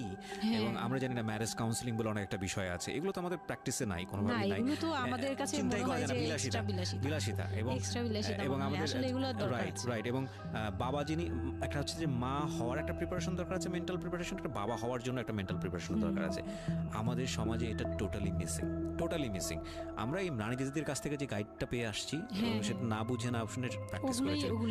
রাইট, আমি জানি না আজকে আমি সত্যি এই কথাগুলো বলতেছি, হয়তো আমরা ওই রাতারাতি পরিবর্তনের জায়গায় যেতে পারবো না, বাট আমি শুধু একটা কথাই বলতে চাই, সেটা হচ্ছে বাবাদের দায়িত্বটা অনেক বেশি, বিশেষ করে বাচ্চা চলে আসার পর থেকে মেন্টাল সাপোর্টটা খুব জরুরি, খুবই জরুরি। হ্যাঁ, এবং কারণ এটা একটা মেয়ের লাইফ রিস্কের প্রশ্ন, এবং আপনি জানবেন না যে সে আসলে কতটা ভয়ানক রকমের লাইফ রিস্কের মধ্যে রেখে সে একটা সুন্দর স্বপ্ন দেখে। তো ওই মানুষের পাশে কিছুই না, আপনি শুধু কোম্পানি দেন, এবং এই কোম্পানিটা তারা খুব মিস করে এই সময়টাতে। হ্যাঁ, এটাই ও বলার চেষ্টা করছে।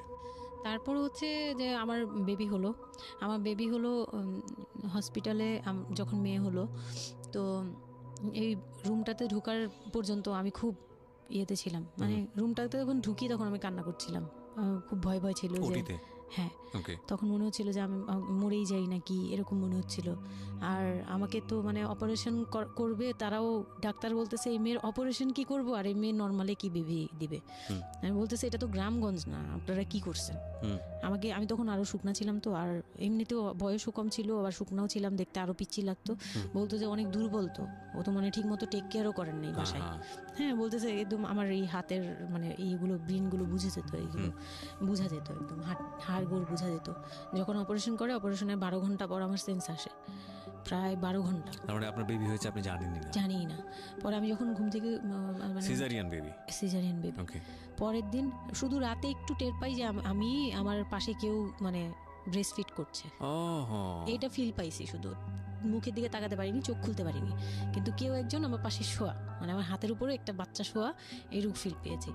আর এরপরে যে চোখ বন্ধ করেছি একবারে সকালে প্রায় 11টা-12টার দিকে আমার ঘুম ভাঙছে, তখন তাকানোর পরে একটু পুরোপুরি ইয়েতে, তো আমাকে উঠিয়ে নিয়ে আমাকে ইয়েতে ক্যাবিনে দেওয়া হলো। ক্যাবিনে দেওয়ার পরে আমি বাচ্চাকে দেখি, বারবার চিন্তা করি যে এটা আমার মেয়ে, কোত্থেকে আসলো কিভাবে আসলো, আমি নিজেকে দেখি। Best feel ever, believe me guys, জীবনে সবার আসা উচিত। না, আমার মাথায় এটাও ছিল না যে এটার বাবা কে, এটার ফুপু কে, এটার চাচা, কিন্তু হোয়াট এভার, আমার বাচ্চা এটা, মানে আমার, আমি এখনো স্টিল না, আমার বাচ্চা এখন ক্লাস 8-এ পড়ে, এখন আমি তাকে বাচ্চা বলি। হ্যাঁ, তো ও আর আমি একসাথে হাঁটলে মনে হয় কি, মানে ফ্রেন্ড আমরা এরকম। পর হচ্ছে ওই বাচ্চাটা হলো, বাচ্চাটা হওয়ার পরে সে খেলে, আমার খুব ভালো লাগে, তাকে নিয়ে আমার সময় ভালো কাটে। আমার আর মানে ওর বাবার কথা মাথায় নেই যে এই লোক শুধু মানে এনে দিবে ঘরে, আমি রান্না করব, খাবো, ব্যাস ওই পর্যন্তই শেষ। আমার আর এর দরকার নেই, কাউরই দরকার নেই। আমার বাচ্চা নিয়ে আমি পুতুলের মতো খেলি সারাদিন। ওর বাবা অনেক সময় দেখা গেত, ওর বাবা তো রাতে 2টা-3টায় আসতো, আসার পরে যে খাওয়া দাওয়া করে ঘুমাবে, তো আমি তো, আমার তো ওই রুম ছাড়া কোনো ওয়ে ছিল না, ওই রুমে আমি হাঁটাহাঁটি করতাম, বাচ্চা কান্না করতো। একদিন এমনও হয়েছে সে আমাকে ঘর থেকে বের করে দিচ্ছে, আমি নাকি ইচ্ছা করে বাচ্চাকে কাঁদাই আর তাকে ঘুমাতে দিই না। হ্যাঁ, সে আমাকে রুম থেকে বের করে দিচ্ছে। তো রাতে, এত রাতে বাসা থেকে যখন রুম থেকে বের করে দিচ্ছে, আমি সিঁড়িতে সারা রাত, মানে ওদের তো আর বারান্দাও নেই, হাঁটার জায়গা। বাচ্চা কোথায় ছিল? বাচ্চা আমার কোলে, বাচ্চা তাওয়াল দিয়ে পেঁচানো আমার কোলে, সে কান্না করতেছে, আমি সিঁড়িতে বসে আছি। আর আমি যখন সিঁড়িতে বসছি, আমি জানি না কি কারণে বাচ্চার কান্না অটো থেমে গেছে। রুম থেকে বের হয়েছি না, তো ওর বাবা যে ধমক টমক দিছে, আমি জানি না কি কারণে, হয়তো বা রাতও অনেক হয়ে গেছিল, অনেক কান্নাকাটির পরে হয়তো ও ক্লান্ত হয়ে গেছিল, ও মোটামুটি চুপ হয়ে গেছে সিঁড়িতে, নয়তো পুরো এলাকা জানার কথা এইরকম। তো আমি সিঁড়িতে বসে বসে কান্না করছি সারা রাত, মানে তখন অলমোস্ট তখন 4টা বাজে, ভেতরে ভাবে ঘুমিয়েছে নাক ডেকে। হ্যাঁ, তখন সে ঘুমাচ্ছে, ভিতরে গিয়ে ঘুমাচ্ছে, আমি আর ভয়ে রুমেই যাইনি, মানে কি না কি করবে আবার, এই জন্য রুমেই যাইনি। তো এই কাজটা করার পরে সে আমার মন থেকে আরও উঠে গেছে। আমার যে দেবর ছিল, যে বললাম যে আমাকে খুব ভালোবাসতো উনি, তো উনি আবার খুব ভোরে আসতো, জুতার ব্যবসায়ী তো, ওনাদের কারখানা সারা রাত কাজ হতো, প্রত্যেক দিন সকালে 5টা-6টা এইভাবে আসতো। তো ঘন্টাখানিক পরে উনি যখন চলে আসছে, তখন আমাকে সিঁড়ি দিয়ে ওঠার সময়, মানে গেট নক করছে, ওনার ওয়াইফ নামছে উপর থেকে, নেমে বলছে তুমি এখানে কেন? আমি বললাম যে এরকম আপনার ভাই ঘুমাতে পারে না, আমাকে বের করে দিচ্ছে। তো সেও খুব নর্মালভাবে নিল ব্যাপারটা, কিন্তু তার ভাই যখন গেট খুলে দেখলো যে আমি জেগে আছি আর ওটা নিয়ে সিঁড়িতে বসছি, তখন সে গালাগালি করতেছে, শালা। আমি, ওনার আবার বিয়ের 12 বছর হয়ে গেছে, কিন্তু বাচ্চা কাচ্চা হয়নি। উনি আবার এই দিক থেকে খুব ছিল যে তার খুব ইচ্ছা ছিল একটা বাচ্চার বাবা হবে। এই তো আমার কোল থেকে বাচ্চাকে নিয়ে বলতেছে, তোমরা আসলে কেউ যোগ্য না, তুমি মা হওয়ার যোগ্য না, ও তো বাপ হওয়ার যোগ্য ছিলই না কোনোদিন, কিন্তু তারপরেও তোমাদের ঘরে দিচ্ছে। মানে সে গালাগালি করতেছে, না আমি এতদিন ধরে ট্রাই করতেছি, আমি পাচ্ছি না, আর ওরে দিয়ে দিচ্ছে, ওর মতো একটা অপদার্থরে দিয়ে দিচ্ছে, মানে এরকম করে বলতেছে। তারপরে হচ্ছে এই উপরে গেলাম, উপরে যাওয়ার পরে আমি ওই রুমে গেলাম, ওনারা বলতেছে আচ্ছা তুমি যাও, আমরা ওকে রাখি। ও ঘন্টাখানিক রাখলো, পরে ঘুমানোর পরে আমাকে আবার ডেকে দিয়ে দিচ্ছে বাচ্চাকে, যে ও ঘুমালে আমি দিয়ে আসবো, তুমি রুমে ওরে নিয়ে যেও না, ও আবার কান্নাকাটি করলে বড় ভাই রাগারাগি করতে পারে। তো ওইভাবে আমি আবার রুমে গিয়ে ঘুমালাম, পরে ওনারা দিয়ে গেছে। এই গেল একটা রাত। তারপর আমার বাচ্চাটা যখন 3-4 বছর হয়, মানে এইভাবে বাচ্চা কোলে আদর করতো, বাচ্চা নিত না, বাচ্চা কোলে নিতে পারতো না। ও ছোট থেকে এত বুঝতো, মানে তার বাবা কি কি পছন্দ করতো, কি কি পছন্দ করতো না, ওগুলো করতো না, মানে খুব কেয়ারফুলি, আর এত শান্ত যে তাকে যে এখানে বসে থাকতে বলে সে 2 ঘন্টাও ওইখানেই খেলতে থাকবে, কিন্তু ওখান থেকে নড়বে চড়বে না। তো আমি চিন্তা করে দেখলাম কি আমি ইম্যাচিউর মাদার, তো হয়তো বা সৃষ্টিকর্তা এর জন্যই আমাকে এরকম একটা ভেবে দিয়েছে যে ওই তোমাকে বুঝুক। ইভেন নাও, মানে এখন যে ও এত বড় হয়ে গেছে, তারপরেও আমাকে অনেক কিছু বুঝায়, মানে সে আমার চেয়ে ভালো বুঝে, আমি বুঝি। তো যাই হোক, ও যখন 3 বছর হলো, 3 বছর 3.5 বছর, তখনই আমি তাকে স্কুলে দিব। এডিট পার্ট আর 15 মিনিট আছে। আচ্ছা, সো সুইচ করেন, হ্যাঁ, মূল বিষয়গুলো আনেন। তো ওখানে হচ্ছে 3 বছরের কালে আমি ওকে স্কুলে দিলাম। স্কুলে দেওয়ার পরে আমি ওখান থেকে ওরে স্কুলে দিয়ে আমি নিজে ভর্তি হলাম ওপেন ইউনিভার্সিটি, মানে বুঝতে পেরেছি, উন্মুক্ত বিশ্ববিদ্যালয়। হ্যাঁ, ক্লাস 9-এ ভর্তি হলাম। তো ও পড়াশোনা করে, আমিও করি।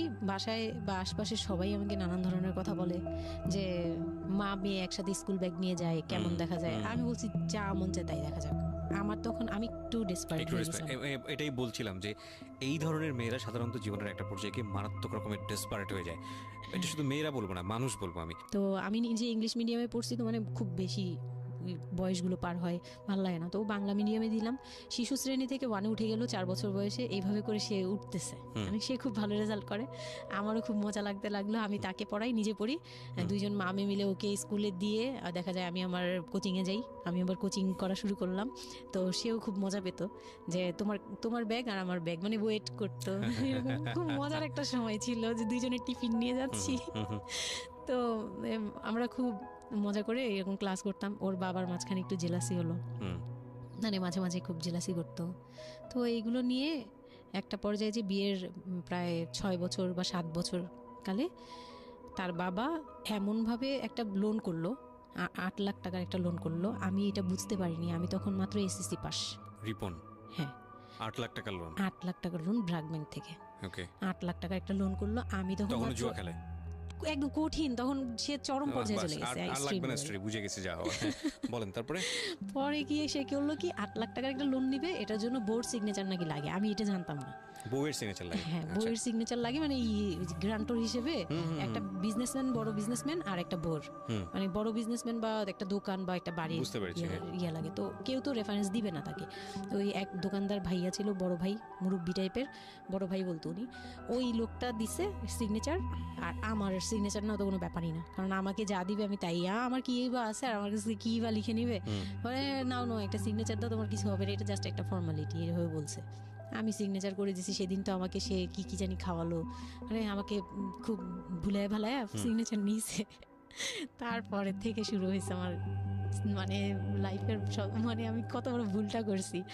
তারপর থেকে সে নাই একবারে নাই। মানে সে বাসা ভাড়া নিয়েছিলাম এর মাঝখানে, এটা বলতে ভুলে গেছি যে আমার দেবর ননদের বিয়ে হওয়ার পরে ওই বাড়িটাতে, মানে ননদের বিয়ের জন্য ওই বাড়িতে হচ্ছিল না। পরে আমরা বাসা শিফট করে, মানে ওই বাসা ভাড়া দিয়ে অন্য একটা বাসায় ভাড়া গেছি, ফ্ল্যাট নিয়ে ভাড়া যাওয়ার পরে ওই ননদের বিয়ে হওয়ার পরে তারপরে আবার যার যার মতো আলাদা আলাদা রুম নিয়ে থাকা, মানে বাসা নিয়ে থাকা। তো আমাকে যে ফ্ল্যাটটা নিয়ে দিয়েছিল, এক রুমের ছোট্ট একটা ফ্ল্যাট, হ্যাঁ, ওই ফ্ল্যাটে ছিলাম। তো ওইখানে আমার এই যে সিগনেচারটা করায়, মানে ভাই বোন থেকে আলাদা হওয়ার পরে সে তার ভাই বোনকেও ভয় পেত এইসব ব্যাপারে। আচ্ছা। তো আমাকে তারা হাইড করছে যে সে জুয়া খেলে, যে এটা আমাকে বলেনি। তো আমি একদিন টের পাইছি কিভাবে, যে ঈদের দিন, মানে লাস্ট ঈদ, ওনার সাথে আমার লাস্ট, মানে এই লোনটা নেওয়ার আগ পর্যন্ত আপনি জানতেন না যে সে জুয়া খেলে? না, তখনও বুঝি নাই। তার আগে কিন্তু আমি এটা ধরছিও, কিন্তু ধরেও বুঝতে পারিনি। 8 লাখ টাকার যে ঘটনাটা, এটা থেকে শুরু। মানে সে হচ্ছে এই 8 লাখ টাকার লোন নিয়ে চলে গেছে। 2 মাস 3 মাস একদম, মানে টোটালি নাম্বার বন্ধ, সব বন্ধ। তারপরে ওই পরের মাস থেকে তো লোনের যে একটা ইয়ে থাকে, ইন্টারেস্ট সহ, যে ওইগুলোর জন্য তারা বাসায় পর্যন্ত চলে আসছে।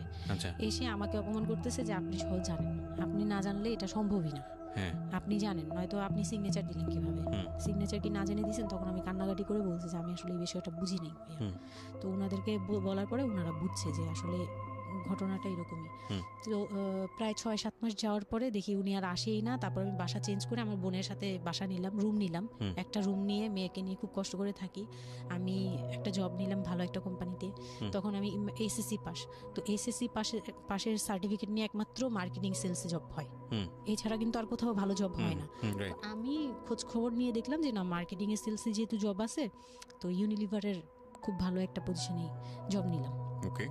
সেলসে জব নিলাম, পরে মোটামুটি 10-12 হাজার টাকার মতো স্যালারি ছিল, ওটা দিয়েই চলতাম। মেয়েকে নিয়ে বাড়ি ভাড়া দিতাম 4-4.5 হাজার টাকা। না, আমি যখন তারপর হুট করে একদিন আসছে, এসে তারপর দেখি ঘরে বসে থাকে, সারাক্ষণ ঘরে বসে থাকে। ব্যাংকের লোক আসবে শুনলেই বের হয়ে যায়, আর বের হয়ে আবার 2-3 দিন থাকে না, আবার আসে। মানে একটা কেমন খেলা, লুকোচুরি জীবন। হ্যাঁ, লুকোচুরি জীবন, বিজনেস শেষ, বিজনেস কিচ্ছু না। উনি থাকে, আমি রান্না করলে উনি খেয়ে চলে যায়। আর উনি যে খায়, মানে তখন জিজ্ঞেসও করে না যে মেয়ে খাইছে বা তুমি খাইছো কিনা, কিচ্ছু না। উচ্ছন্ন জীবন এবং টেনশনলেস, কেমন জানি, মানে একটা মানে পশু টাইপের হয়ে গেছিল। মানে বলতে গেলে গরু ছাগল যেরকম থাকে ওরকম। সে আসে যায়, ব্যাস এই পর্যন্তই। তো সে একটা টিভি কিনছিল আমার বিয়ের পরের থেকে, সে কোনো কিছু কিনে নাই, একটা টিভি কিনছিল। লাস্ট মানে যে ছোট লোকি পানাটা করছে সে, যেদিন আমার সাথে, আমি তো তার সাথে ঝগড়াও যেতাম না, তর্কেও যেতাম না, কোনো ধরনের ইয়েতেই যেতাম না, মানে ওই লোকটা এরপরে যে লাস্ট কাজটা করলো, যেটার উপর থেকে মানে পুরোপুরি মন থেকে উঠে গেল, যে একটা টিভি ছাড়া তার ঘরে কোনো কিছু কেনা ছিল না, সব আমার করা, মানে আমার গহনা গাটি বলেন যাই বলেন ছিল, যাই ছিল টুকিটাকি সব আমার নিজের করা, শুধু ওই টিভিটা সে কিনছিল নিজের টাকায়। সে যাওয়ার সময় মানে একদিন চিল্লাচিল্লি করলাম, মানে আমি আর সহ্য করতে পারছিলাম না, যে প্রত্যেক রাতে আসি, আমি ডাল ভাত যাই রান্না করি, অনেক সময় দেখা যায় ডালও নাই, চাল আছে শুধু, একটা ডিম নিয়ে আসছি, ভাজছি, ভেজে নিয়ে সামনে বসছি, সে খেয়ে উঠে গেল, মানে আমি আর আমার মেয়ে না খাওয়া, বাচ্চাটার জন্য সে মানে এরকম টাইপের, মানে নেশাখোররাও এর চেয়ে ভালো, আমার মনে হয় যে একটা এডিক্ট হলেও সেও চিন্তা করবে যে আমার বাচ্চাটা খাইছে, তো কিন্তু তার মধ্যে এই ফিলটা নাই। তো আমার একদম বিরক্ত হয়ে গেলাম এক পর্যায়ে, তারপর আমি বললাম যে আপনি আর কত এরকম করবেন, আপনি এরকম কেন শুরু করছেন, আপনি কি চান আসলে, আমাদের কাছে কি চান? তারপর সে বলতেছে যে আমার বোন আসছে, আমার বোনকে বলতেছে যে আমি নষ্ট হয়ে গেছি, আমি কি করে টাকা আনি, হ্যান ত্যান, বুঝতে পেরেছি, মানে শেষ সম্বল আর কি, যা বলার আর কি। হ্যাঁ, পরে আমি তো আর আমার বোনও খেপছে, আমার বোন জামাইও খুব রাগা, হ্যাঁ আপনারা আসলে ওরে ইয়া করতেছেন, লাই দিচ্ছেন, এই সেই উল্টাপাল্টা কথা বলে টলে সে চলে গেল। চলে যাওয়ার সময় সে টিভিটা হাতে করে নিয়ে গেছে, বিক্রি করে দিবে। হ্যাঁ, আমি আমার জিনিস নিয়ে গেলাম, আমি যা জানিছি সেগুলো নিয়ে গেছি। তো আমি সবচেয়ে মানে খারাপ লাগছে জিনিসটা, যে এতটা ছোট লোকের সাথে আমি ছিলাম এতটা বছর, তখন আমার মনে হয়েছে যে এরকম একটা ছোট মনের মানুষের সাথে আমি এত বছর ছিলাম, এটা বলতে লজ্জা হয়। এই যে গেছে সেই লোকটা আর আসে নাই। তো আমার মামা যেটা বললো যে তোমাদের আসলে এইভাবে ঝুলে থাকলে, তখন তো 2 বছরের মতো প্রায় আমরা সেপারেটেড, মানে আলাদা থাকি, সে চলে গেছে 2 বছরের মতো হয়ে গেছে। তো বলতেছে 2 বছর পর এসে এই যে আজকে বললো এই কথা, আবার যে 1 বছর পর এসে আরেকটা ঝামেলা করবে না এমন কোনো কথা নাই। আর আমার মামা তখন আমাকে বলতেছিল তোমাকে আমরা একটা বিয়ে দিব, তোমার এখনো ওই বয়স আছে এই সেই। আমি তো তখন একবারেই না আমি বিয়েটি আর করতেই পারবো না, আমার মেয়ে আমি বড় করবো, এটাই আমার টার্গেট। তো তারা বলতেছে আচ্ছা ঠিক আছে, বিয়ে করো বা না করো, তোমার এইটার একটা সাইড করা দরকার, তুমি নিজ থেকে ওর কাছ থেকে এমনিতেও কিছু পাবা না, উনিতেও কিছু পাবা না, তুমি নিজ থেকে একটা ডিসিশনে চলে ওর কাছ থেকে ডিটাচ হও আগে, যাতে ওর তোমার উপর কোনো দায়িত্ব না থাকে, অধিকার না থাকে। তখন গিয়ে মানে যেই গার্জিয়ানরা বিয়ে দিয়েছিল তারাই একসাথে বসে আমাকে ডিভোর্সের করে দেয়। হ্যাঁ, ওকে। তো ডিভোর্স করার পর you feel bad for this, like আপনি ডিভোর্স দিয়ে দিচ্ছেন, ও মানুষটার প্রতি কোনো মায়া বা না, বিন্দু মাত্র না। আমার কেন জানি এটা ফিল হয়নি, আমি নিজেও জানি না। সবাই বলে ডিভোর্সের সময়টা নাকি খুব, কিন্তু আমার কাছে মনে হচ্ছিল যে না, এটা একটা ভালো সমাধান। আমার তখন মনে হয় যে আরো আগেই বের হয়ে আসা হচ্ছিল। ফাইন, এবার আমার কিছু কোশ্চেন আছে, খুব শর্টকাটে আমি অনুষ্ঠানটা শেষ করবো, তারপরে রিয়েলাইজেশনের জায়গা থেকে আমার যারা লিসনার আছে তারা শুনলেই বুঝতে পারবেন যে আসলে স্টোরিটা কেন আমরা প্রচার করলাম।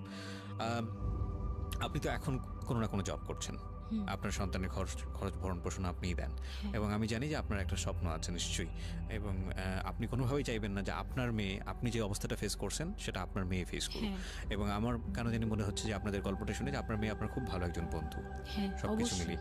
ওকে, সো একটা কথা, সৃষ্টিকর্তা কখনোই কোনো মানুষকে কমপ্লিটলি আনহ্যাপি করে না, কমপ্লিটলি হ্যাপি করে না।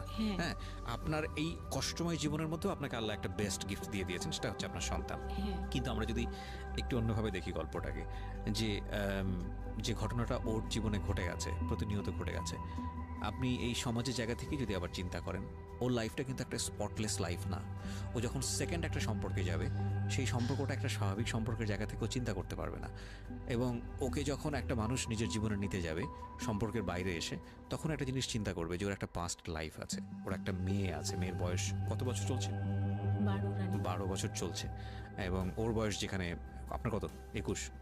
আমার না, আমার হচ্ছে 27। সো ওর প্রায় ওর বয়সের অর্ধেক বয়সের 2-3 বছর কম হবে, যাই হোক।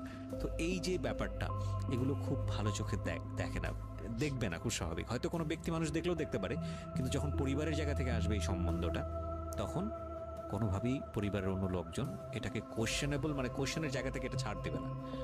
তাহলে দেখুন, ওর জীবনের বিগার লস, কিংবা ওর জীবনের যে একটা ভয়ানক রকমের একটা ক্ষতি, পুরো জীবনের মোড়টাকে অন্যদিকে ঘুরিয়ে দেওয়া। যদি একটা নিউট্রাল জায়গা থেকে আমরা চিন্তা করি, একটা মেয়ে তার জীবনটা আসলে কেমন হওয়া উচিত ছিল, সেই জায়গাটা থেকে, তাহলে ওর জীবনটা কোথায় গিয়ে দাঁড়িয়েছে। এবং যদি এভাবেই জীবনটা চলে যায়, তাহলে ওর যে মেয়েটা বড় হচ্ছে, সে মেয়েটা বড় হয়ে একসময় নতুন একটা সংসারে চলে যাবে। যেহেতু সে ছেলে না, সুতরাং তার মার প্রতি দায়িত্বের ব্যাপারটা হয়তো অন্যরকমভাবে তাকে পালন করতে হবে, সেখানে গিয়ে সে থাকতে পারবে না।